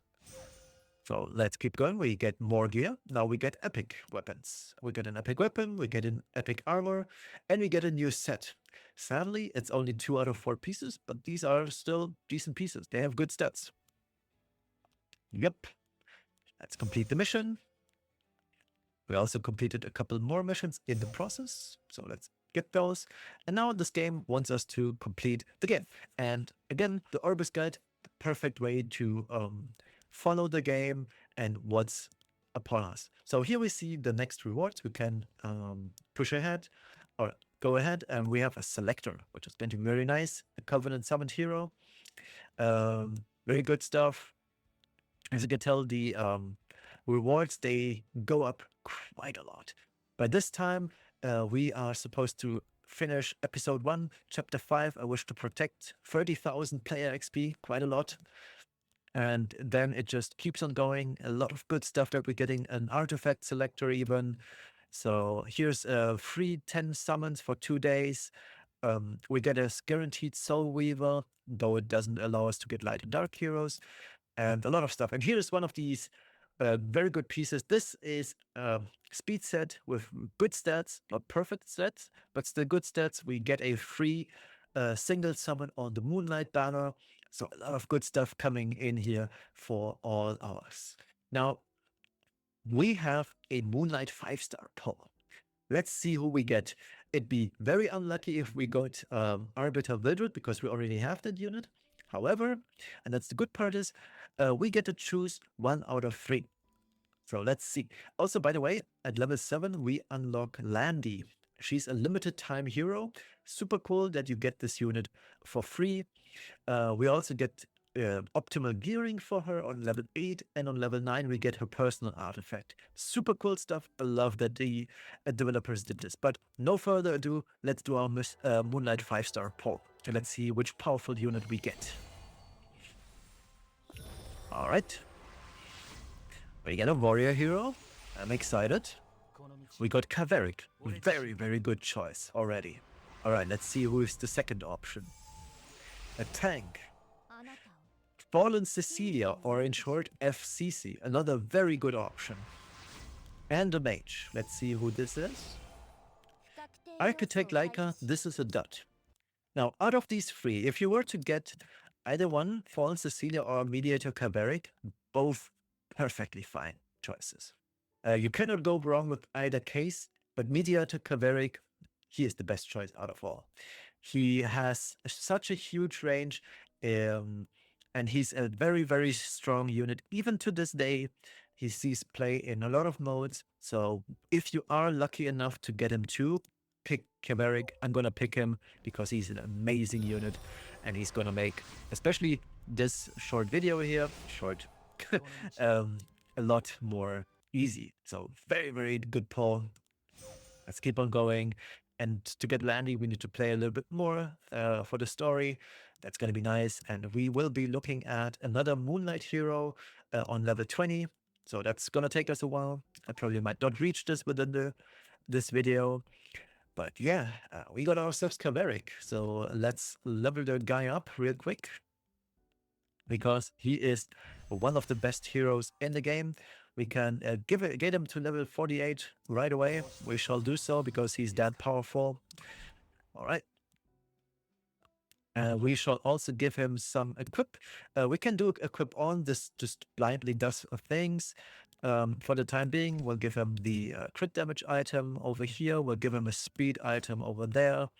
And we'll give him the other crit damage attack. Now, he doesn't usually want these stats, but for now, there are no better options, so we'll give him those. All right, for artifact, we do have quite a few already to choose from. Nothing really matters, just pick whatever you like. This increases critical hit chance. We don't need this. And we'll just go for... Yeah, we'll just go for Mighty Yaksha. Seems good enough for the time being. Okay, now we can also increase the level of this real quick. Just a few rolls to see where this goes. We got basically two high rolls, one max roll. Very good stuff. Let's keep going, see where we end up. Maybe this procs. It did not. Another roll into attack. It was a max roll even at 8%. Very nice. Let's see what plus 15 gives us. I'll just go ahead and do this. We got crit chance. I mean, crit chance not the best set on Kaveric, but still, he has 1.2k attack already. Very good stuff. Let's also do this item. We got the plus 9 here. Crit damage and health. Good stuff. Let's use 2 of these for plus 12. We go for more health. Health is actually good on Kaveric, so that's very nice for us. All right, this should be doable with Dust. And we got crit damage. So yeah, that's fine. It's a decent piece all around. And as we can see, the stats already went up quite tremendously. I don't personally like this piece because it's all useless stats, especially effective. Effectiveness isn't the worst, but it's not that good either. But nonetheless, we'll just finish this piece out. This doesn't help us much. But we dodged speed quite a lot in these rolls so far, which is unlucky, but it's par for the course. My main account cannot roll speed either. All fast, but me. All right, and I can see the stats of Kaveric, they are already quite high. There's also a possibility to level up artifacts. You can use artifacts themselves. They very incrementally increase. So it's not the biggest deal right now. So we can skip ahead, or we can skip this. Actually, wait, we forgot something. We need to also awaken Kaveric. Now he's Boreal, Capricorn constellation, so it looks a little bit different here. We can increase his potential. We have just enough for Kaveric. So he gains 3% health, and now we are out of materials. We could use chests. We got a few chests, but as you can tell, we don't have quite enough here. We do have enough here. So we got this. The question is, will we have enough for skill 3? We sadly don't. Because skill 3 now does a lot of things when you enhance it, but eventually we will do so. All right, now what does the Orbis guide want? Oh, by the way, there are a lot of achievements under the reputation tab. We can collect them all, and we increase our memory chain here, which does additional things. it just boosts up our what's it called? Potentials for lasting effects. So let me go back real quick. I forgot to show what it does. So there's a couple of lasting effects: more battle XP, more equipment XP, friendship, maximum energy, a lot of stuff. So increasing the memory effect or memory chain is actually decent. Okay, now what? Oh yeah, also guild. I know, I'm getting distracted. So guilds are very important to the game. Now, for the sake of this video, I won't go into much detail of what guilds do. You can check out my main videos on guild war content. That's the main content for guilds. But what's most important is when you're part of a guild, there's guild wars every Monday, Wednesday, and Friday, where you fight other guilds in predetermined stats. It's 3 versus 3 units. And if you win, and if your guild wins, and if it's active, you gain mystic medals as a reward every Tuesday, Tuesday, Thursday, and Saturday, because it's always delayed a day. And that's how you gradually acquire more medals to pull on units such as Nodos, for example. All right. With that out of the way, I will make another quick cut because the Path of the Air wants us to do a little bit more so we can unlock more content. Now I will go, let's see, we finished this Labyrinth. I believe a good point to resume the video is when we unlock hunts. Which is episode 2, chapter 3. So it's gonna take me a while to do this. But I feel like hunts is an important topic to this video. So I will progress the game, and you should be too. So once you're at this point, like I am, progress through the story, level up your heroes from all the things you will be getting, get some equipment from the Ogre's Armory. And yeah, I'll make a quick cut and I'll be back when I finished the story so far that we can go into huts, because that's going to be the next stepping point in the game. All right, one small intermission. I only progressed a little bit further, just chapter 1 of episode 1, and we unlocked 2 new features that I completely forgot about, one of which I use daily. The Sanctuary has been unlocked. The Sanctuary has 3 main parts. The Forest of Souls, which is very good for us because it naturally replenishes Penguin's Spirit Well and Molagora. Yes, game, I know all about this. So with the okay, so let me explain this in detail. So the Penguin Nest, it just gradually every 24 hours it gives us a penguin. Actually, every 12 hours, never mind. The penguins to level up units. Then there's the Spirit Well, which we will need to increase the level cap of a unit. Right now, for example, the Mediator Caveric that I got can go up to level 50. We need these Spirit Wells, the Spirit Blooms, to level them up to level 60.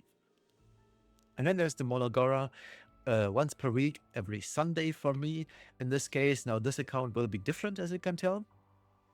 But for my main account, it's every Sunday at midnight, I get a Molagora. And this one really reduces the cooldown. For me, on my main account, it starts on, I believe, Thursday or Friday, where I get to cultivate, reduce the cooldown by 24 hours. And then there's the Heart of Orbis. We need to go a little bit further for this until chapter 4, and then there's the Steeple, which unlocks at chapter 5. But I'll show that once I'm at that point. And we also unlocked a new mode in the general tab of battle, which is Labyrinth. Labyrinth, you will have your first Labyrinth done by the time you finish the episode 1, chapter 1. And it's rather easy content. I will briefly show this one here for the rewards. So this is the team I'm using. Let's pick up Arky. We see level 25. Should be good enough. We will be able to clear this one out. All right. As you can tell, we skipped the introduction. So we see potential paths here, right? And some paths are locked. We see that one over here. And there's a stamina bar or morale bar. Right now, it's very high, 50, and it can go down up to minus 50, at which point you really should exit, because 90% attack, health, defense, and speed, you're losing. You'll be dead on the first enemy attack. Even the very bad state, it is bad. You should be getting out of here right away. Sometimes, depending on your current state in the game, how far you've progressed, bad can still be manageable. I dip out if I were you. There are ways to replenish morale though, and hopefully we'll see this, but it's at the bottom left, which is camping. We may camp at crossroads. Now, corners are crossroads or counted as crossroads. The actual crossroads, like the one I'm clicking at, and these corner points are also crossroads. So we can always camp here. We don't need to yet, so let's... Actually, I believe I should have talked in first. Yep. Security checkpoint. All right. We have a few statue of goddesses. Those replenish health. There's also one for spirits. All right. Let's talk to her. We have two choices. We can go up here. Keep in mind, we can face enemies. We gradually lose morale the further we go inside the labyrinth. So for the most part, I believe the first few ones you can clear in one sweep, but later on you will need multiple entries into these. Let's disable skill 3 on Kaveric because we don't need the shield, etc. And we speed up this whole thing. Alright, Mildred doing his thing. Alright, we cleared the stage. We see Ava. That was one of the missions that we needed. So we talked to her, we need to comfort her, and we did the mission. All right, let's move down here. We can't move up yet. That path is locked. So we'll go down naturally. We'll face another enemy.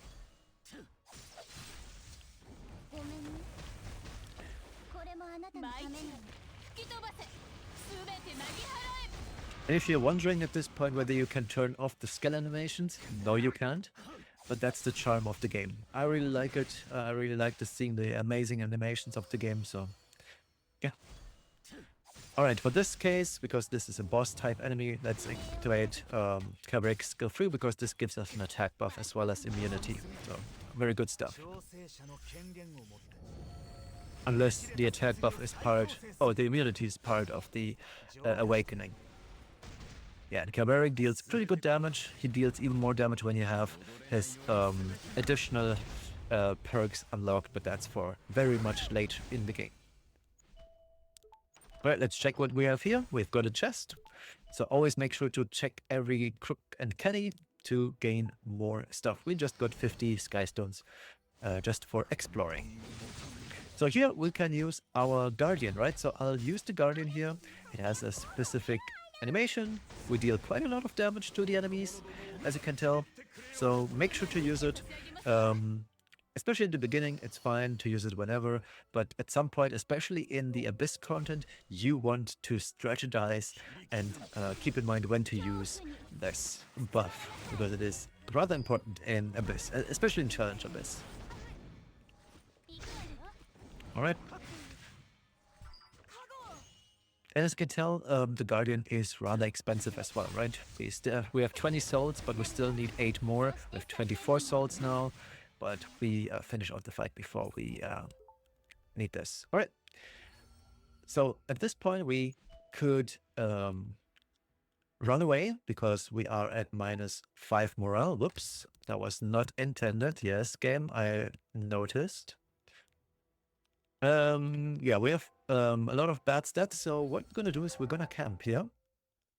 And this is a cute feature where you can talk with the heroes, and here we see we can choose a topic. It's always 2 topics per unit, and we can see here when we talk about faith or interesting story, the morale of the entire party goes up. Now the values are different. I'll just pick faith here, and depending on how many musical notes you see, the better the buff. We got 15. The game will always automatically go up to +15. It used to be a lot harder to manage this, but nowadays it's easy. Now we see here, it's not always going up. Self-indulgent, Kaveric, is neutral on this, as well as Tayera. So we use criticism. And yeah, Tayera really liked this. We even got 16. As you can tell, there's different values. For Tenebria, this was kind of Kaveric, this was a good story. And for Tierra, this was a very good story. So we got +8.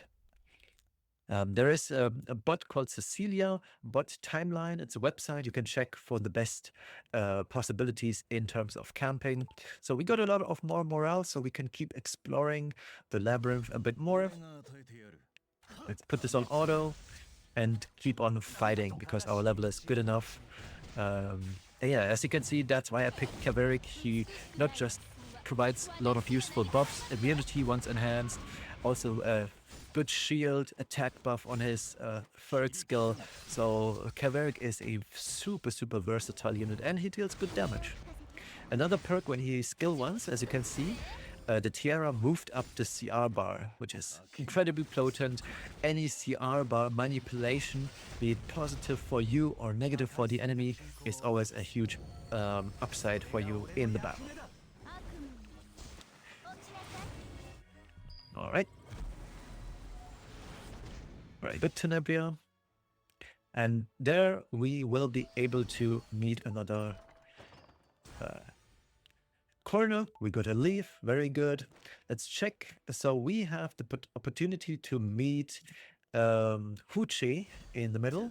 Let's see if we are going to have. I'll activate Arki here just to speed this up a little bit because Arki still can kill. Very nice. We'll have another fight before we meet Huchi.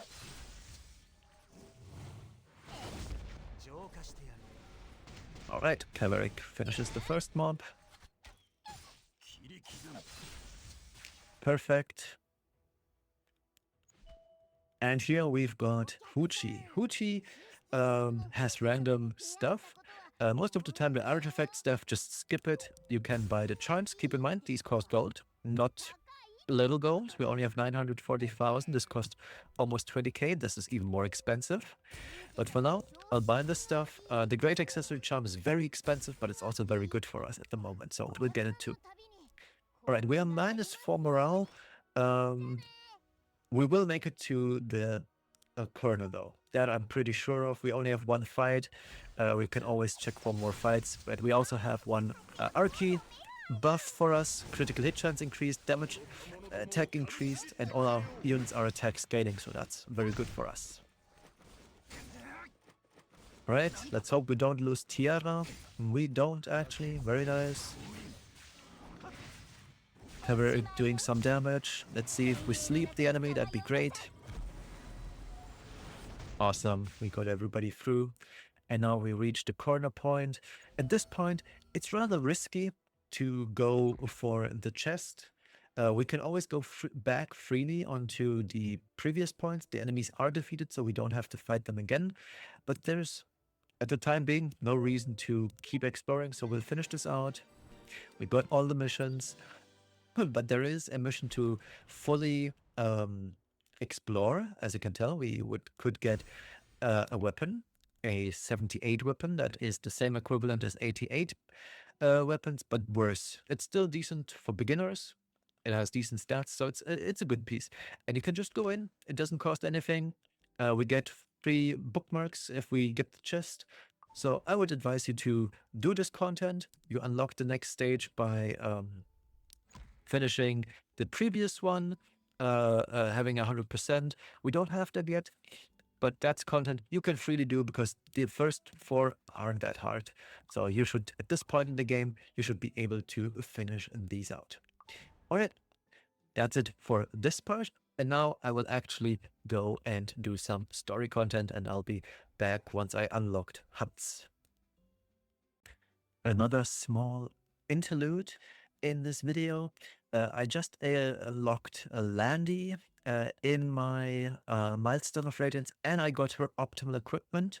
And right now the game is going to be very easy because let's take a look at Landy. Yeah, her stats are through the roof. in terms of what the unit does, 239 speed, she's going to lap immensely. Now, she has good stats for the time where I'm at right now. And yeah, she's going to carry us through the game entirely. So it's not going to be an issue. I also bought the pass. I had just had enough Skystones, a little bit above 2k. So I bought the pass already. And we have 500 Covenants. I would also do a poll on Biblis. Maybe we are super lucky and get her right away. That'd be great. It would appear that we are not that lucky and we will not get her. Yes. Let's skip this ahead. We did not get Biblis, otherwise it would sparkle. Too bad, but so be it. Now, we are here for the Covenant summon. Let me revise one thing. I said Tamarin is good. We will get Tamarin for free. So we have one spare slot. And we can pick somebody else instead here. Now, in terms of game viability and what you want to do, going for Ran is not a bad pick. Ran is this unit. Yeah, I guess Ran is a decent unit, so let's go for him. I won't change anything else about the artifacts though. So let's see what we get. We have 10 multiples. I did not want you guys to miss out on those. So let's skip ahead. We got Infinity Basket, no 5-star units though. Too bad. Let's keep moving. All right, no 5 stars again, I guess. Yep. We got a bunch of 4-star units. Aniki here is very good. She has a so-called specialty change. Same thing that Tiara got. And Aniki is very potent, especially in Arena. So when you get her, make sure to go to her connection side and start her quest because she's really strong. And I'll do this in a second as well. All right, no 5-star again. Too bad. You may be luckier than I am. We got no 5-star yet again. So, kind of unlucky.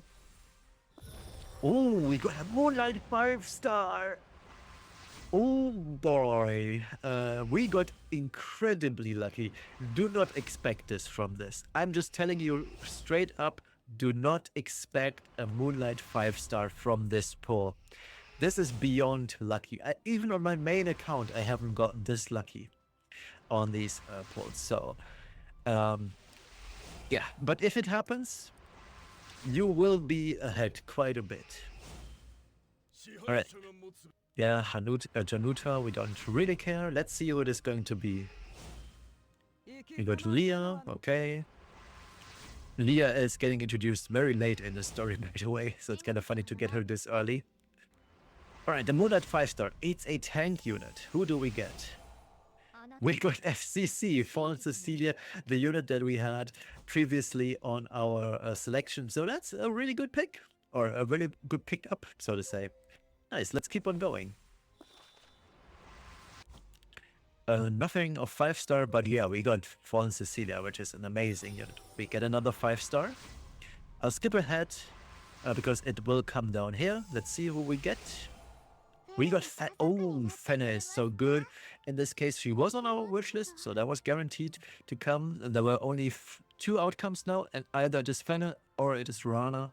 Both are very, very nice. So we got ourselves Fenna, which is incredible for us right now because she's so strong in all PvE content. We get another 5-star. It's a Ranger. I already forgot. Oh, we got Saria, another very, very good unit for us right now. On the other hand, we also have Landy. Landy is a little bit stronger than Saria, or more versatile, I should say, but still incredible. All right, more stuff. And another 5-star. Let's see who it is. An artifact. Holy Sacrifice, which is very good for us. Again, nice pulls. This was a very good haul. In this case, and now we don't have that much unit storage. So units that are overcapping our storage land in here. You can leave this for now. I would advise if you have units that you will never use, and I will tell you a trick. So you go into the settings tab, you press on the 2 stars and 3 stars, and you press auto select and it will select those immediately. There are some that have specialty changes, so you have to exclude Amiki, you have to exclude Hazel for imprints. I would also exclude Christy because she also has a specialty change that is really good, and that's fine. The rest is okay. So let's accept this, do this again, and that is the huge upside of locking units, so you don't unnecessarily throw them away. So we transmit those. Let's keep Amiki, Hazel, and Christy out of this. Momo is also one of those units that we want to keep. Just for ease of use, I will actually lock these right now. Hazel, I will imprint right away in this case. Actually, I can't because one of those is locked, so we'll do right this. And as you can tell, 3-star units start at D imprint. 5-star units start at B imprint. So I'll lock this Amiki too. We have another imprint down the line. I'll also lock Momo and I'll lock Christy. And now we can move ahead and transmit the rest of the heroes, which aren't that many left. We can also transmit 4-star heroes. I think we might need these two, the rest is whatever. And we gain more ingredients. Now, the greater spirit blooms, we will need those to upgrade from 3-star to 4-star and 4-star to 5-star. And purple ones are for 5 to 6 stars. We will lock our Fenna, we will lock our Saria, we will also lock our FCC. So very good haul. I just wanted to throw in this quick intermission, and I'll be moving on with progressing the story. All right, I am back after finishing episode 2, chapter 3. We unlocked more content, and that is the content you'll be farming the most. So we unlocked Otherworldly Breach, we unlocked the Steel Workshop, we unlocked the Hunt feature. So these are the main contents eventually that you will be using to get better at the game. Now, as always, I would suggest that you keep following the story, you keep doing the story. But this is basically the end of the video that we are going to. And there's still a lot of stuff that I want to talk about because this game is, especially when you're starting out, it provides so much stuff that you can and should do in order to maximize your experience. But at the end of the day, yes, this might be a PvP game. You can take it slow. It'll take months to get up to speed for PvP, maybe weeks these days because everything is so fast paced. But yeah, so let's do the quick and easy stuff first. So what happened meanwhile? So meanwhile, while I was playing, I was able to max out the level of my Landy. There's an item you get while you're playing. It's something like this, but it's just a red bottle. It's called Ascension Potion. You can use this to instantly level 60 a unit. I put this on Landy because Landy is the most powerful unit that you will be getting at the start of the game. Now, once you reach level 60, you can use this Awakening Elixir. You can use this right from your inventory, or if you are going onto the unit and press Awaken, you can use it here too. Both works. I'll put it on Landy so she gets more stats. Now, the Landy increased or enhanced hero skill, the skill 3, it just makes it so it doesn't get countered. It is whatever, but for the sake of this video, let's do it anyway. And that's one thing. Now, I also got a little bit more gear. So when you're playing, you will freely get an attack set or for one of your units. It's only 4 pieces, but the attack set in this game increases attack by 45%, which is pretty good. Now, because I am rather low on charms, I only went for +9 on the left side, and the boots +15 because that's 40 speed. Now you can enhance these further to level 90. This is the sword button that has the glow on it, but you need material for that. The Reforge Essence is what it's called. It's Dark Fragment, and you need to farm hunts for that. Now, what are hunts? You find these under the Battle tab. And then the game already tells you, okay, there's two different types of hunts. One is the actual hunt, where you have different enemies to fight. Yeah, let's skip the tutorial. I'll explain it better. And there are multiple fights you can do. 5 in total, each varying in difficulty, with Kaitis still being one of the harder ones, so to say, especially for new players. Azimonarch is also not that easy, but Banshee, Golem, and Wyvern are the easier ones. Now, the one that you should be focusing on, especially at the start of the game, is Wyvern. Now, us veterans players, 90% of the time we have been farming Wyvern. Why is that?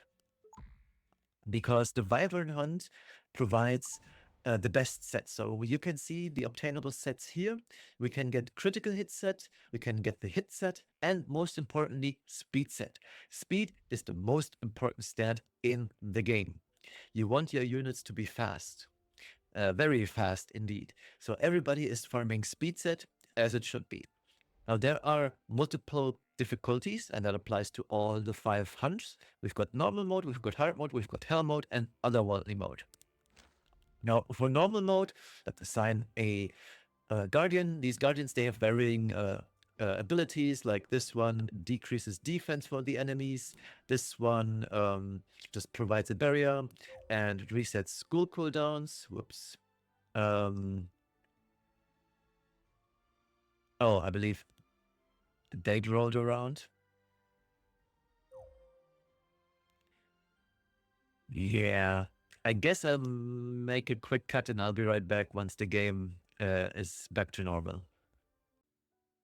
Okay, I guess things are normal now. Again, it appears to be the daily roll around, so we have more summons ready at our disposal. I have 109 bookmarks, so I'll spend these on Biblis because she's not a bad unit. Maybe we do get lucky and get her. We don't. Second try. We still don't. Too bad. Oh well. That's how it is sometimes. Now let's go for our wish list. We still have all these good units. Now, technically speaking, I could take off Fenner because we got Fenner along the way. And I could go for a different unit here. Now, because we're trying for hunts, there are different units that are very good in hunts. And I'll go for one that is actually not that bad, and that's Luluka, which is her. Because she has varying buffs and debuffs, so to say, and she attacks all enemies, which is very important for the first part of the fight. So I'll put her in. We'll leave the artifacts as is. All right, let's go for our free summon. We got a 5-star. We don't know if it's an artifact. We know it's an artifact. And with that, Idol's Cheer. Our first copy of Idol's Cheer. Very good. Let's skip ahead. Yeah, that is pretty much it. We have one more single pull. Let's see what we get. Nothing too fancy. One Amiki dupe, which isn't that bad either. All right. Now, where are we in terms of Milestone Radiance? We can get a silver chest here. Let's open it up, see what we get. We get more charms, which is good. And that's pretty much about it for now. So naturally, you will continue to gain more Milestone of Radiance. And yeah, and get more rewards that way. All right, let's do this. Also, we got a check-in event, another piece of equipment. However, this is only 75 gear. You can equip this onto a unit you want to, but eventually you won't need to because 75 gear just isn't that good. All right, hunts. So that's where we ended up. There are 4 difficulties, like I said, each increasing in difficulties. Let's see how this fares. So we can see the enemy level here is 64. Don't be sweaty. Your max level is 60. You need a good team for this though. And the hunt bosses have different abilities.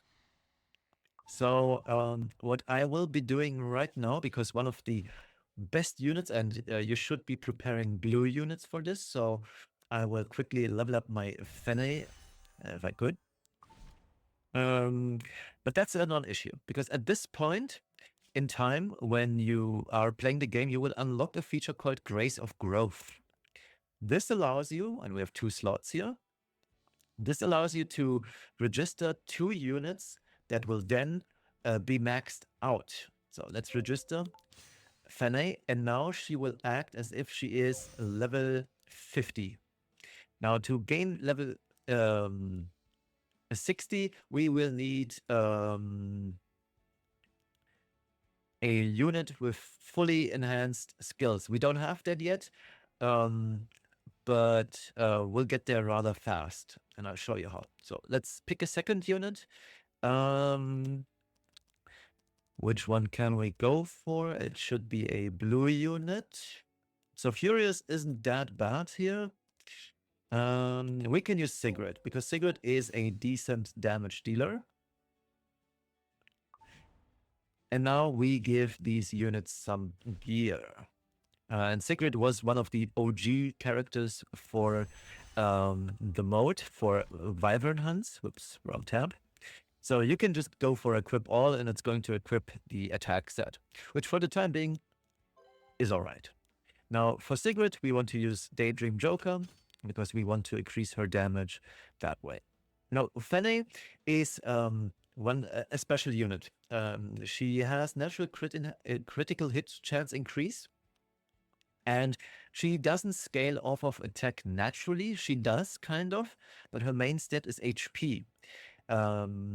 And she heals based off of her HP and attack. So you want both, but your main stat still remains HP. As you can tell, I have multiple new items here.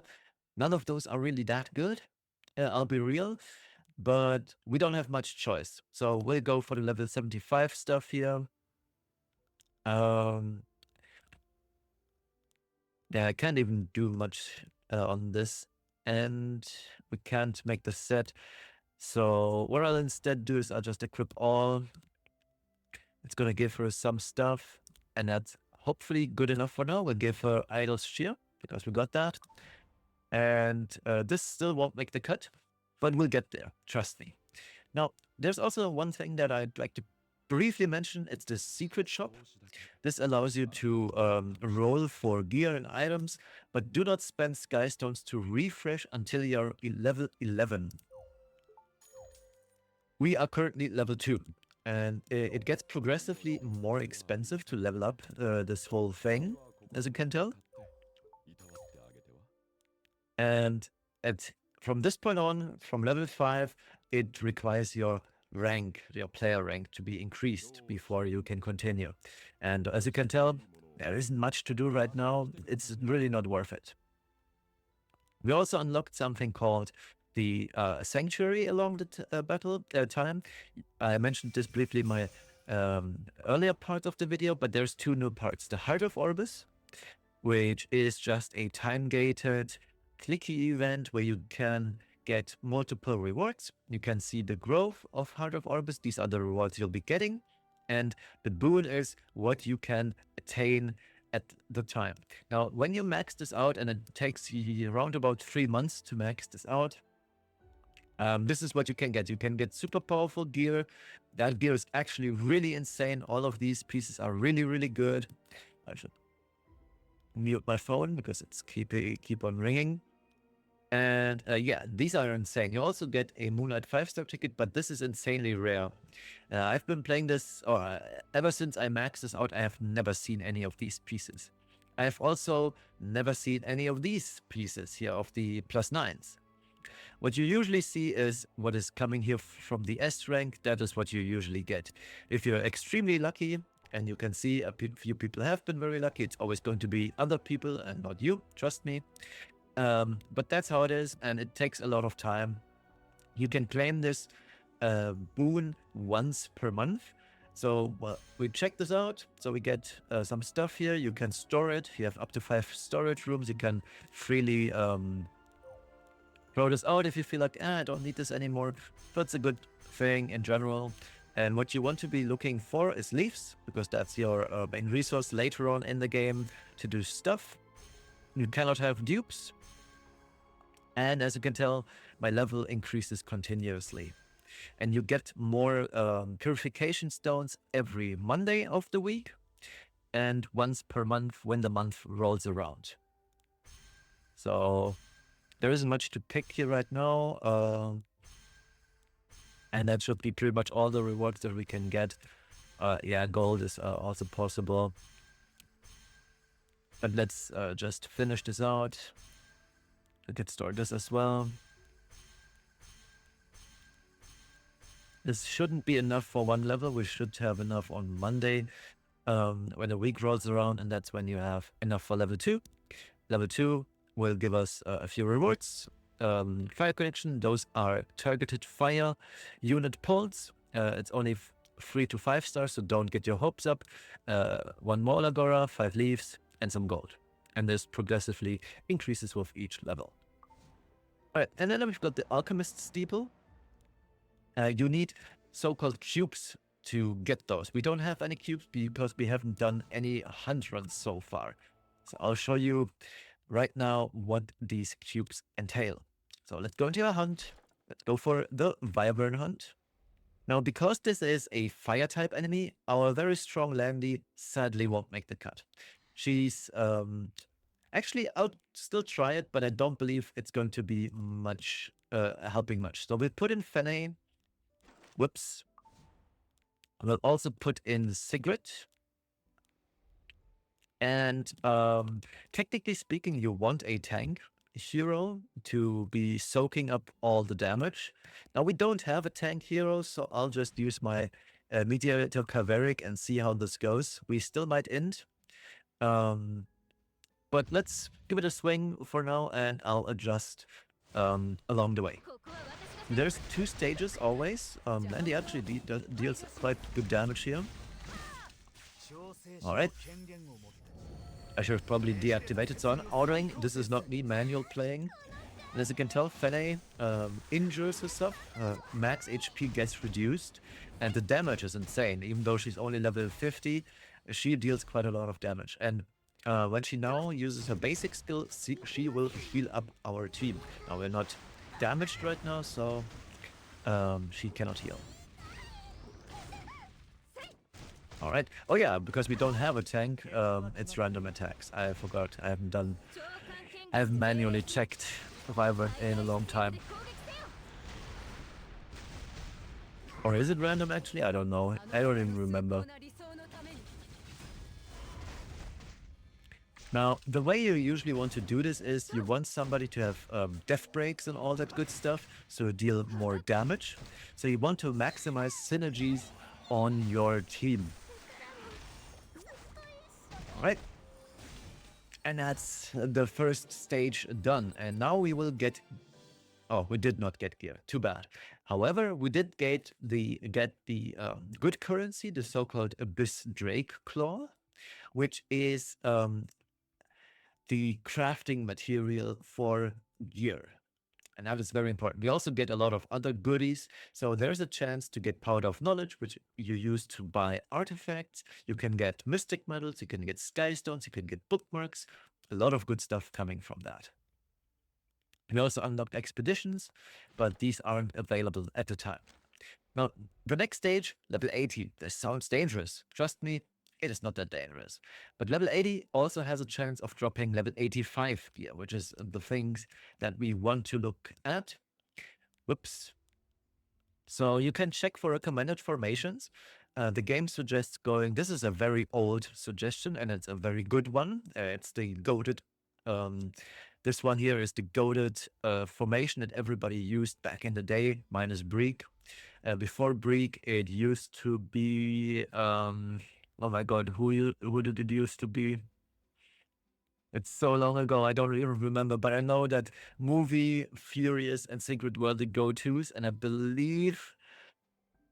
I don't remember who it was on the last slot. Maybe we can see it now. Oh yeah, it was Rose. Yeah, it was Rose who was used all the time back in the day. But ever since Breek got released, it was Breek because he's pretty good. You will get him eventually. Don't sweat it. But yeah, we got Fene here. We don't have Movie yet, but that's fine. We can swap in Furious as well, and it should be good. And we don't have Furious geared right now. So there's a way to fasten your account progression. And that is where the stigma comes in that we've accumulated so far. So let's go to the First of Souls. We have 8,000 stigma. You go to the growth altar, and if you quickly want to level up units, you can just press this button, and it uses 5,000 stigma to give you penguins. Now we got quite a lot of penguins here, and we can use those. Now you also need the epic blooms. You need 20 in total to increase the level cap from 50 to 60. Now our Fenna right now, she is at level 50, which is nice. But to increase the level of Grace of Growth, as we've learned, we need stage 3 to unlock if there are 3 level 60 heroes. We only have 1 so far. And the final stage where everybody is maxed out, meaning Fene and Sigrid, we need a fully enhanced hero. This is going to take some time because for a fully enhanced hero, you will need catalysts. Now, catalysts, we don't have that many. I can get some from this, which is very nice, but as you can tell, we don't have enough. And then there's epic catalyst, which we also don't have enough of. And each hero has 15 stages. So even with the generous chest we've gotten, there's only 2 left. We cannot max this out, sadly. So that's gonna take some time, but you can grind yourself towards it if you want to. And the way you grind these is from episodes. So each episode has, for example, here we can get the catalysts for warrior heroes. In the previous one, we can get catalysts for knight heroes. You can also buy these at the shop icon down here. These cost 120 AP action points, and we could get the rare sniper catalyst. We can buy 5. And that's how you do this. Now, this takes quite some time. In later episodes, there are random chances to get more of those. Let me see, do we have any for... Yeah, we do have snipers. So you could go in and farm this. I have 10 quick battles available. So I'll just press the button and we have the chance of getting more catalysts for Landy here. Let's see if we get it. We also get some powder in the process, which is nice. But we did not get a single catalyst. So the chance is rather rare, sadly. But you gain AP, we got 120, so that's enough for 1 guaranteed. And we got Stigma, which is very important, as we've learned, to boost our units. Now, you can replenish quick battles. I would not necessarily suggest you do this. Just take your own time. I just want to get a quick team up and running for the Wyvern Hunt, just to speed up the progress here. Obviously, if you want to, you can speed up your progress as well, just like I'm doing here. I'm just doing this for the sake of the video. We did get one, but it's going to be a lot more costly because we also need epic ones, which are rather hard to come by, especially at the beginning. Now, this also has the added bonus that we are leveling up some of our units in this case. But... yeah, all right. So this should be fine. Oh, wait, I should have bought more catalysts. So let's get some sniper ones, 4 more. This isn't by far enough, let me tell you that, because you need a lot more than the 9 that we've gotten so far. For Landy, you want to max out the passive skill because this one gives her more attack. So let's do that. As you can tell, we don't quite have enough, so we use the chest. We use the last chest, and we are at plus 12. We are still missing 3 final skill ups. That's 12 more catalysts that we need, and 1 rare. We can use our chest. So once we are done with the farming for 12 of these, we could max her out. And that's how we would finish the next stage. We also get the Milestone of Radiance reward. Let's get this one real quick. See what we get. We get a unit. Wait, actually, yeah, we do get a unit. If it's Breek, that'd be great. Lilias, not the worst. Oh yeah, we get a choice out of 3, I forgot. Arya, also not the worst. Very rarely used these days though. And Fenris, one of the better units. I'll pick Fenris because he's used in expeditions, which we just basically unlocked. So, decent unit, let's get him. I'm not sure if these units are guaranteed for every player or these choices, so your mileage may vary. But if you get Fenris, just for starting out in PvE, he's a good choice. Okay, well, let's check. We have 420 blazed coins here, which is very nice. I would suggest you buy the blooms because they only cost 1 for the first 20. And with 20, you can increase the level cap to 60 on a single unit, which is very nice. You should also get these items because they are level 85 crit damage set and crit chance set. So this is very cool. Let's get it. Then we also have speed and health set, which is another very important set. Let's buy this as well. It's pre-rolled. We can enhance it further to plus level 90, but right now we can't because we lack the necessary materials for that. And then there's the rare catalyst ones. So we'll buy 40 just so we are able to finish out our landy. And that's the good part. Once you are this far into the game, you should have enough currency to do this.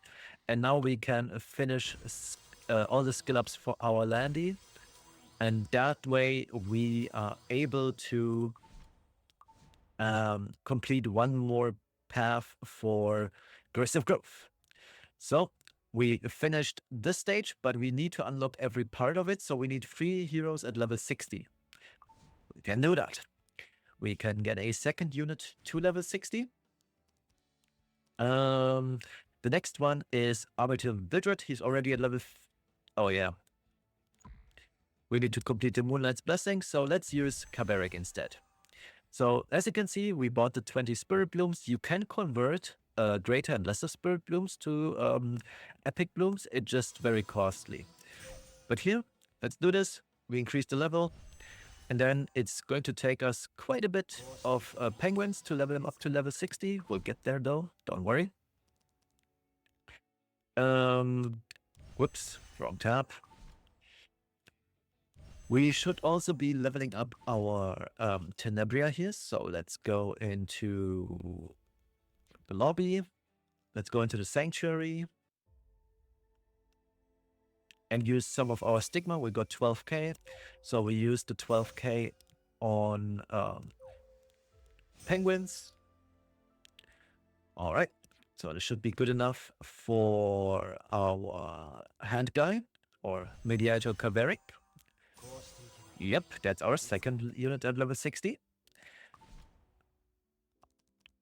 And this allows us to unlock the Moonlight Blessing for Arbiter Vidret. We can now promote him to 6-star. All right. So let's see if we have enough stuff to actually promote him to level 60. We do. We need 190 lesser, 62 greater. We can combine those. And off we go. Here we are. We unlocked level 60 for RB. I don't believe we have an... Oh, we do have enough. And now we cleared out all the mission for Grace of Growth. So let's move right back to Grace of Growth. And there it is. Both our units, Fene and Sigrid, are now level 60 and max enhanced. And this is the huge upside of Grace of Growth. We now have 2 ready-to-go units for hunt. Now we also got very good gear. So let's change this gear up. The easiest way, and I would implore you to always use this way, you go on to manage equipment. And then you can either, especially at the beginning, it's rather easy. You don't have much gear to begin with. So you can just check the gear. Just hold your button on this, or if you're using a tablet or phone, just hold your finger onto the item and you can see what it does. But for now, let's take all the crit damage items. These are both the same, so it doesn't matter which one you pick. And then we'll additionally go for crit chance set on her. And last one should be crit damage set as well. So these stats are good enough for the time being. Now, ideally, we want to also level up Daydream Joker. Now, as you can tell, below the limit break bar, we have 5 different steps. These indicate the imprint system. So let me first up enhance this by using greater charms. There are 30 levels in total. And at the beginning, when you have no limit breaks, your limit is going to be level 15. As you can see, we gradually increase the effect of this artifact. And to further enhance this item, we need more duplicates of this artifact. In this case, we have 1 more duplicate, so we can use it and thus increase the level cap of this item. And now we can go up to plus 18. We only add plus 3 levels with each new unlock. So now we are at level 18. This locks us again until we pull further Daydream Jokers. But for the time being, this is a pretty good build. Now, let's do the same for Fene. Fene had some gear that we don't use, so let's manage equipment. And she wants speed, so let's give her speed. Technically speaking, she also could use crit damage set, and it's not the worst, but this one does not have speed, not speed, HP percent. So technically speaking, this isn't the best choice for her. Yes, Fene does scale off of attack to some degree, but it's not the best. Now the speed set stuff, this is more accustomed to her, so we'll use that. So here we've got health. Now Fene doesn't really get anything from effectiveness, so it's a little bit wasted, but for the time being, and especially for the sake of this video, this is fine.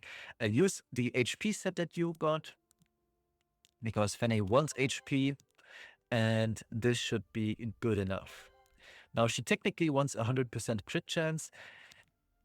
It is what it is, and you can adjust the gear as you go. Now, we can also increase the artifact's level by just a little bit, because it also provides stats. We get some attack, we get some health, so that's good. Okay, now for the next part. Technically speaking, we would want to increase Furious level, so we do have more leeway in terms of what we can do. But I feel like we should be in a good place to now go into the harder stage of the hunt. But before I do, because my Caveric doesn't have the best gear, let's change it up for some speed gear as well. So the second speed set that you get should be going onto Caveric if you have him. Give him HP set as well, because Caveric doesn't really need that much attack. So it's fine. You want him to survive. 212 speed, looks good. Yeah, that's about it. So we got 4 units with high skill sets. Now, sadly, there is no unit that can defense break. Technically speaking, Tenebria could provide that defense break for us on her as free ability, but we don't have a leveled yet. And it's going to take us quite some time until we can do that. So let's try and see if we are able to defeat the hard version. There is also a feature called Pet. We unlocked this feature, and pets are important. Actually, we should have unlocked this by now. I'm rather... Wait, I should have unlocked pets by now, because it's typed to rank 20, if I'm not totally mistaken. So I'm not quite sure why it's not showing up. But all right, I guess. We'll go into hunt. And yeah, it's interesting. Anyways, let's go into the hunt and see how we fare against this version. Now for this, I will manually fight, because I don't know how the AI is going to react to this. But for the most part, I will do most of the same stuff that the AI is doing. So the AI will always prioritize pressing the S3 buttons, and then go for the S2, unless the S2 button is a conditional buff such as is the case for Sigrid here, for example. She wants those debuffs so she deals more damage with her third skill. As you can tell, Sigrid deals a lot of damage. So let's see how we fare against the boss here, because that's going to be the more interesting part. The boss is what is going to be the harder thing. We deal quite a good damage though. I did not expect this to go this well. So let's give him an attack break so he deals less damage. Now technically speaking, you could use this. Penetrates defense. This means we deal a lot of more damage. But the kicker here is we deal additional 10% damage for each debuff. And that's where this smash debuff comes into place. So don't press it lightly, wait it out. But as it would seem, we already deal quite a lot of damage here. Alright. Let's push ourselves up. One more turn cooldown until we can use our second skill. Fenne can use her as free. Fenne already has almost half her HP left. But because she has half her HP left, you can tell this was a non-crit. This dealt incredible damage. And that is the huge strength of Fenne and why she's so good. Now, her healing also scales. And she's super fast as well at this point in the game. So a very, very strong unit that you should be getting. We got Mystic Medals. Let's see what else we got. No items though. I'm very curious if we are able to defeat Hell Mode now, because that just felt rather easy. And I'm interested to see, because usually back in my day, Hell Mode used to be really hard. But I feel like it's a lot easier these days. So I'll always go for the big guy first, because he deals the most damage out of all of those. Yep, and he's also pretty tanky.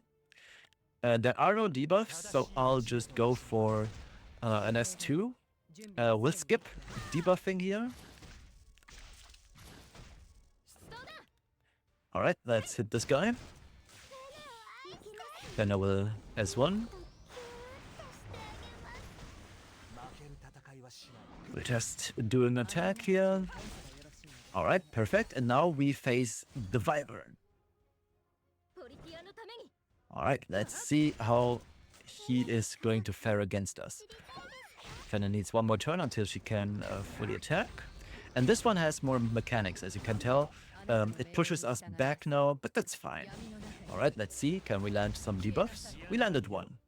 Now, because we have souls, we soul burn to extend duration of the immunity buff, which helps us not getting pushed back by the dragon.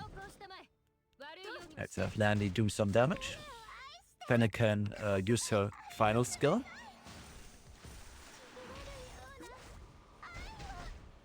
That was pretty good damage for a non-critical hit.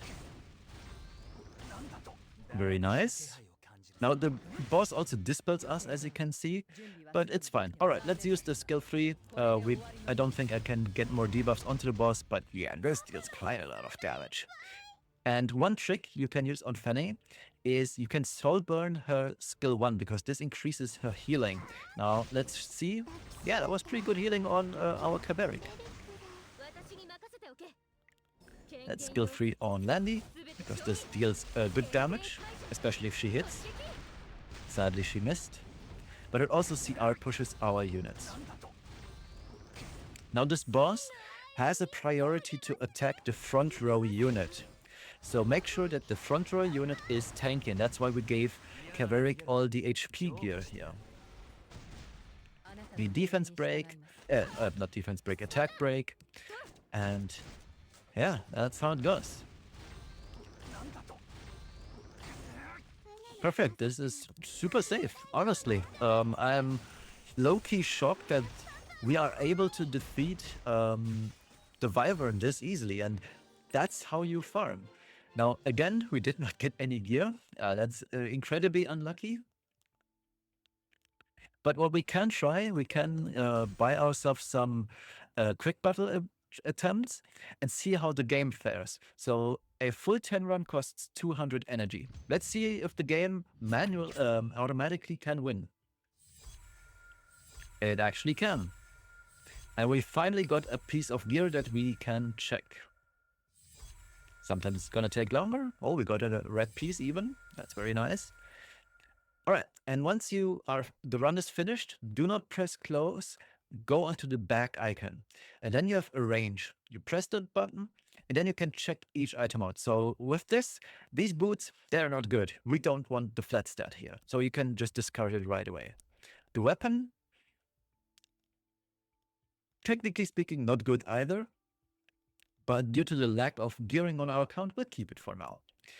The ring, it is not that good. The attack percentage, that isn't what you want, because we have defense percent, which is okay, which is good. We also have flat defense, which is also all right in this case, and we have speed, which is important. So we'll keep this item because it's not the worst.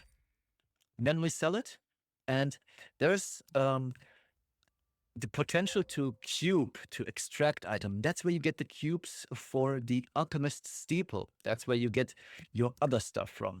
But for now, we don't want this, so let's go back. All right, this is hunt. There's a different type of hunt. This is the otherworldly hunt.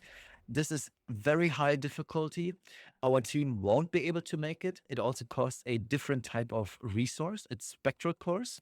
We can buy those spectral cores for either energy, for example, or we can use leaves to buy spectral cores. And that's where the leaves come in. We currently have 91 leaves. One spectral core costs, I believe, 2 or 3 leaves.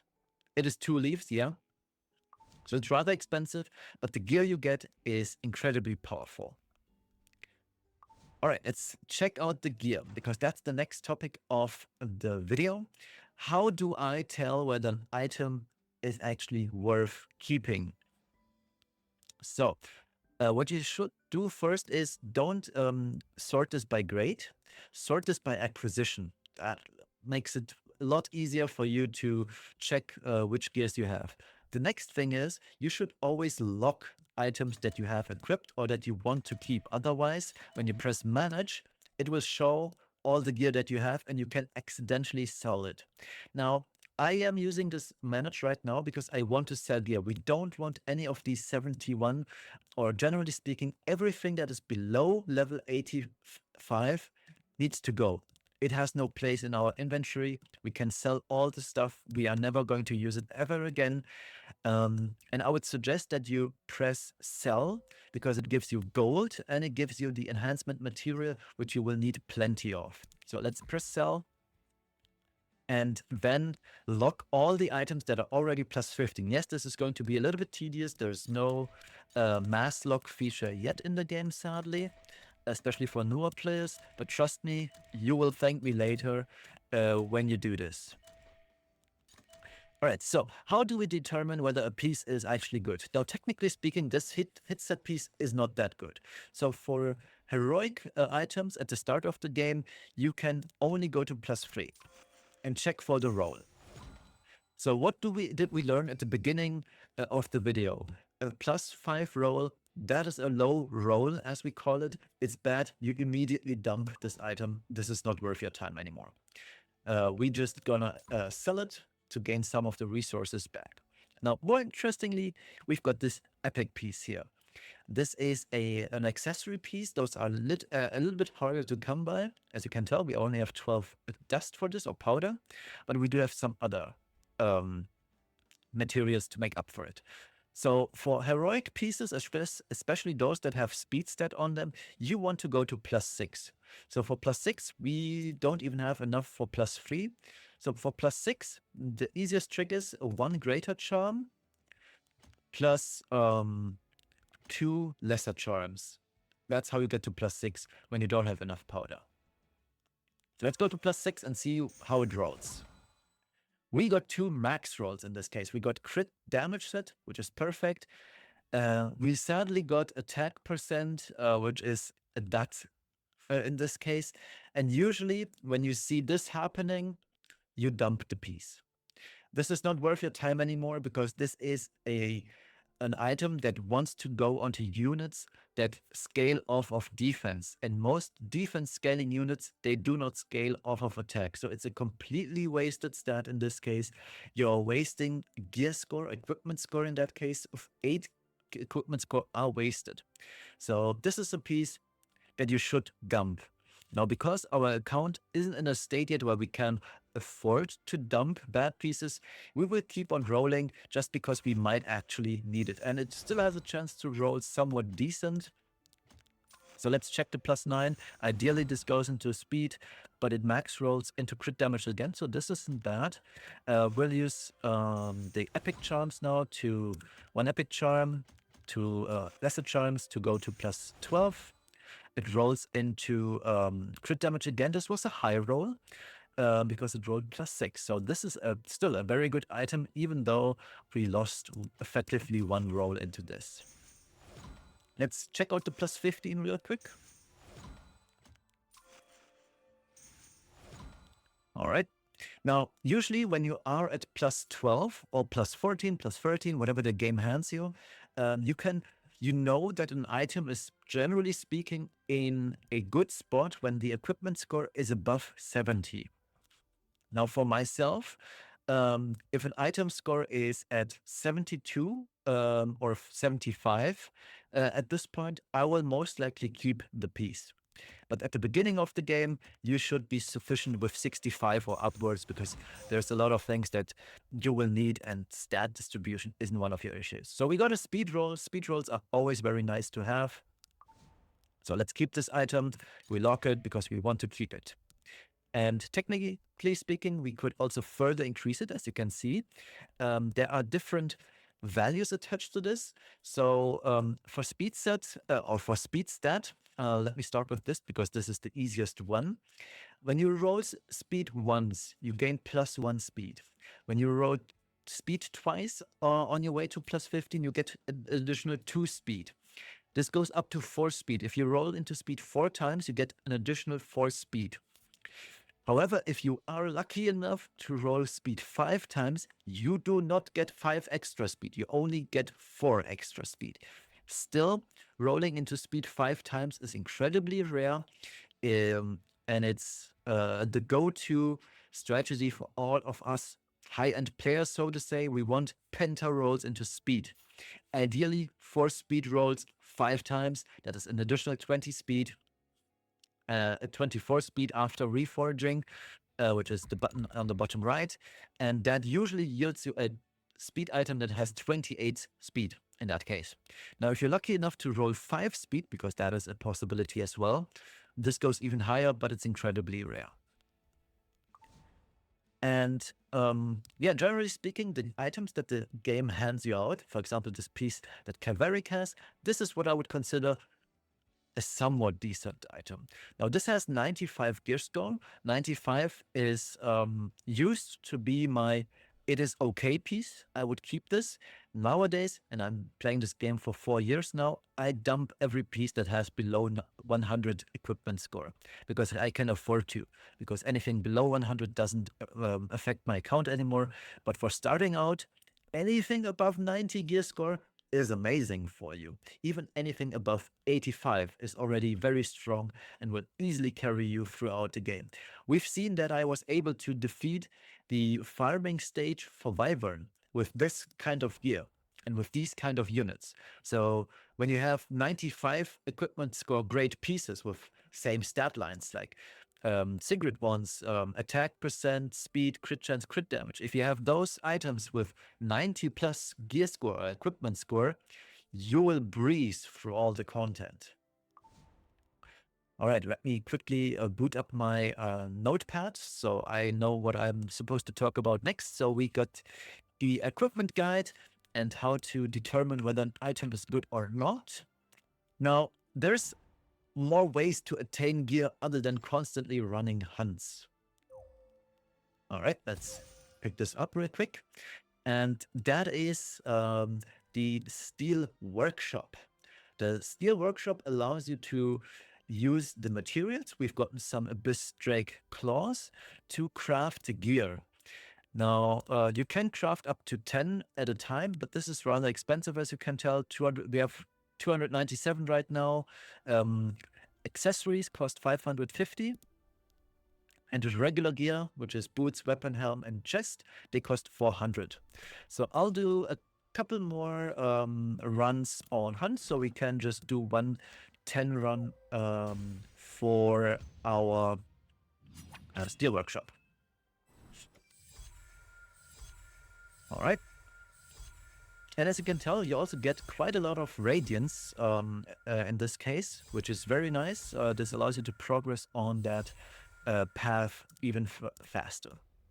Yeah, this is a base roll 1 speed. You can dump this immediately. So this, there you know, yes, the main stat is okay. It's 12 attack, but you see a flat stat in health. That is already bad. And a flat stat in defense.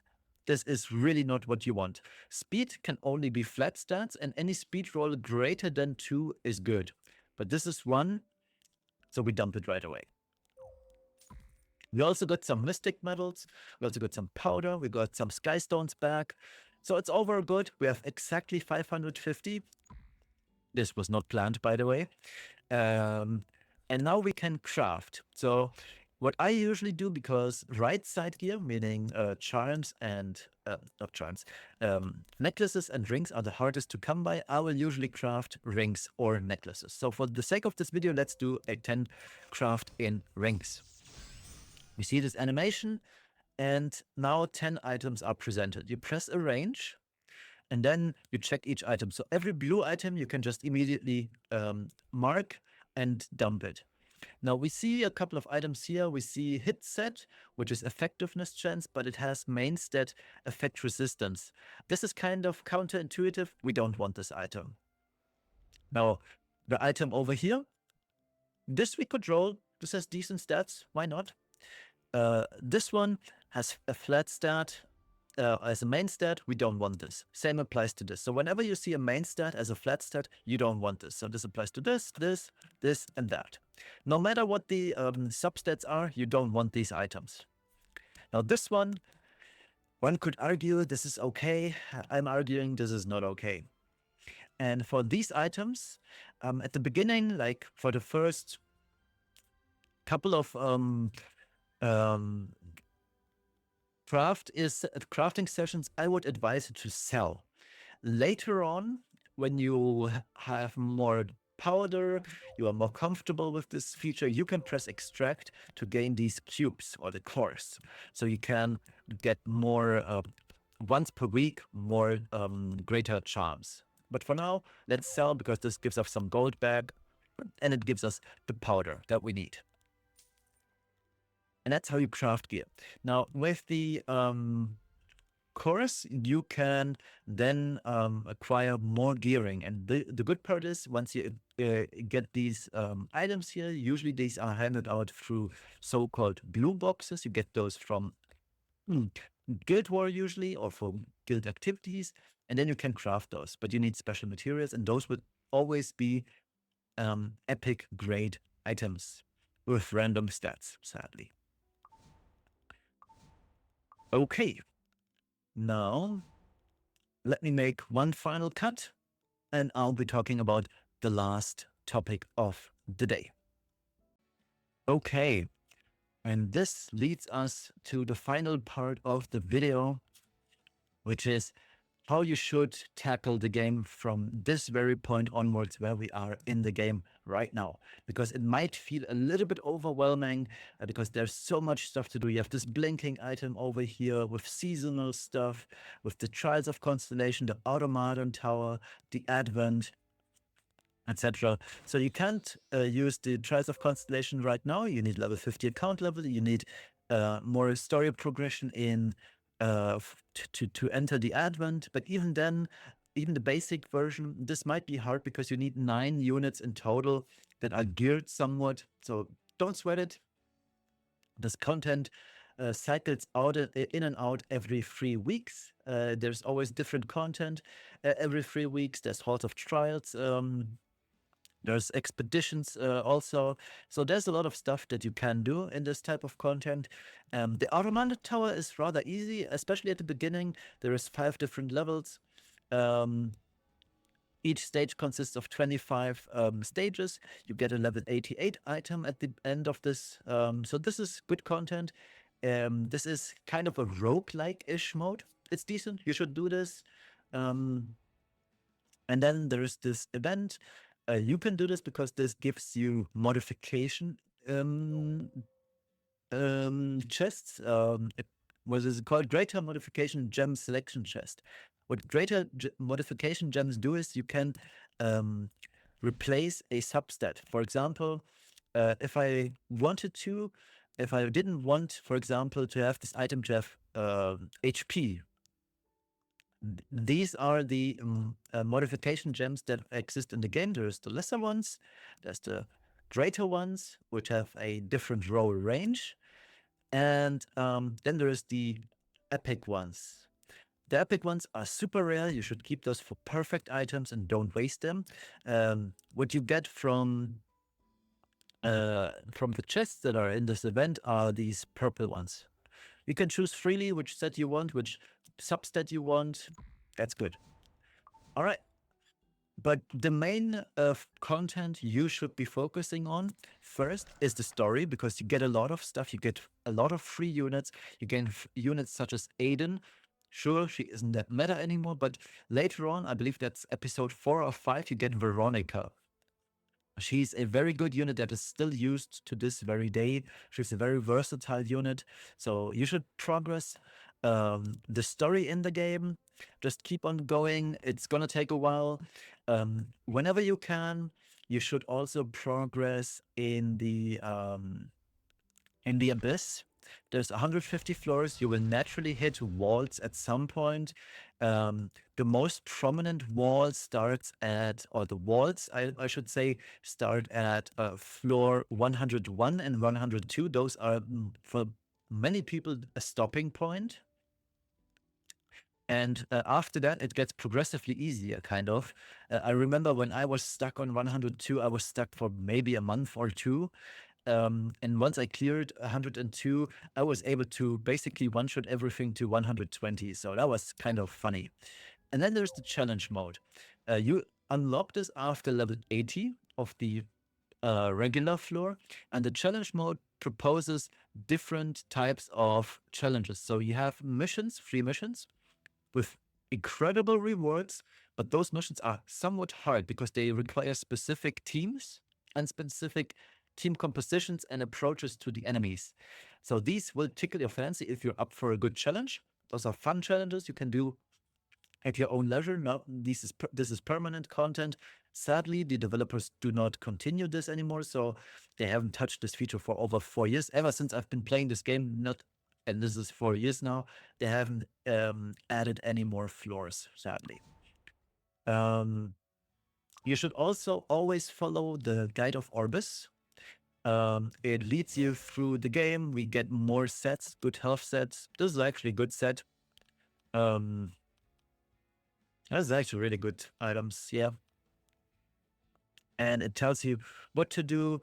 You should always go into the arena as well, because yes, I am at bronze 4. You will face real players. So this is a real player in this case. But with our gear right now, we can just quick battle against this guy.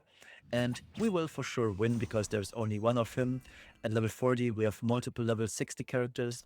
You increase in rank, you get sky stones for promotion rewards, and you finish your missions. You don't need to worry for the most part, because it's almost impossible to lose. You also get more sky stones for completing these missions, and you keep on going into the battle pass, and the battle pass has rather powerful gear this time. So all these items that you can get at rank 5 of the battle pass, rank 11, 17, etc., all these items are really good, especially if they roll well for your current state of the game. So these items will carry you. It takes a little bit of time, though, to complete this, because there's a weekly cap on how much XP you can gain. But don't fret, eventually you will have all these items and you will be doing rather well.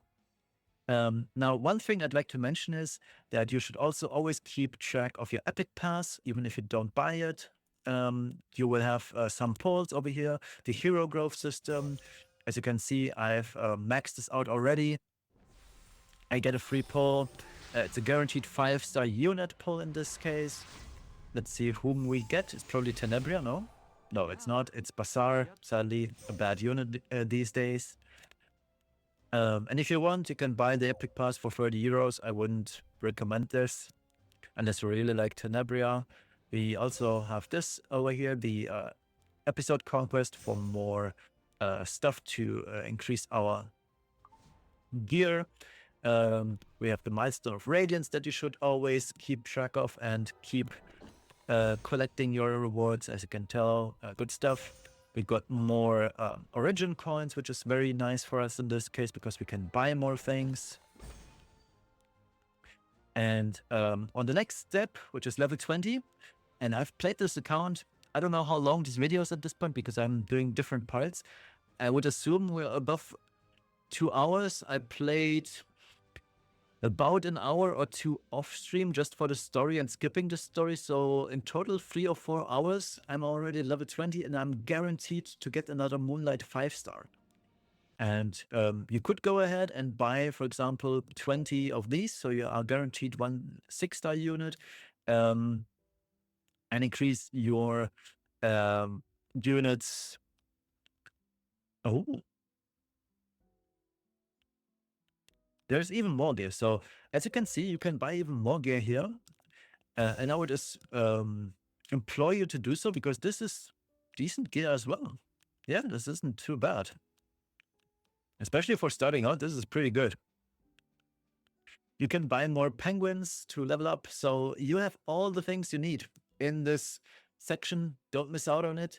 Also, don't miss out on your free gold and energy or per day. You will need this to progress throughout the game and enjoy the game at your own leisure. Nobody's rushing you in this game. It's gonna take you a month or two to get up to speed, learn all the mechanics in the game, but it's gonna be worth it. The game, I wouldn't be playing the game for 4 years now and continuing if it wasn't fun. It's super engaging. The animations are incredible. The systems are somewhat engaging, and as we have seen with the Imprint circle system, Smygate does listen to player feedback very frequently and very well. Now, this is a game that is also free to play friendly, while it doesn't have a carrying over pity system. So the pity system, for example, Biblis, it doesn't carry over to the next new unit, but it will carry over for Moonlight 5-stars. So when you do, for example, 190 pulls on this unit, it will carry over to the next Mystic banner, which we'll be getting in 4 days and 16 hours. And that one also then carries over, etc., etc. Well, it's a good system nonetheless. It is very fair. We do have different steps. So if you have enough bookmarks, you get some bookmarks in return. You also get the artifact of the unit nowadays, which is a feature that we've all wanted for so long. You get guaranteed 2 units at step 170. So that's 170 pulls and 200 pulls. You will get more units. Now keep in mind 200 pulls is 1000 bookmarks, so that's quite a lot. But by that time, if you're very unlucky, after 120 pulls, you are guaranteed a Biblis on the 121st pull. So at this point, yeah, you'll be already quite deep in it and you can get more copies along the way. So this is a great system. All in all, it's much better than what Elohoyo and all the other gacha games are doing. This is super fair as it gets, honestly. And that closes out my new player guide. It was my first attempt at doing something like this. I hope you guys liked it, and if you did, leave a thumbs up and a like. Leave a like in the leave a like. My God, I can't English anymore. Comment if you think I wasn't clear on something, because this helped me grow myself. And if you found this helpful, leave a comment. I appreciate that. I also appreciate criticism, what I can do better, because this was my first attempt at something like this, especially in this length and broad scope. So thank you all for watching. Have a wonderful time with Epic 7. Have a wonderful rest of the evening, morning, afternoon, wherever you're from, and see you in the next video. Bye bye.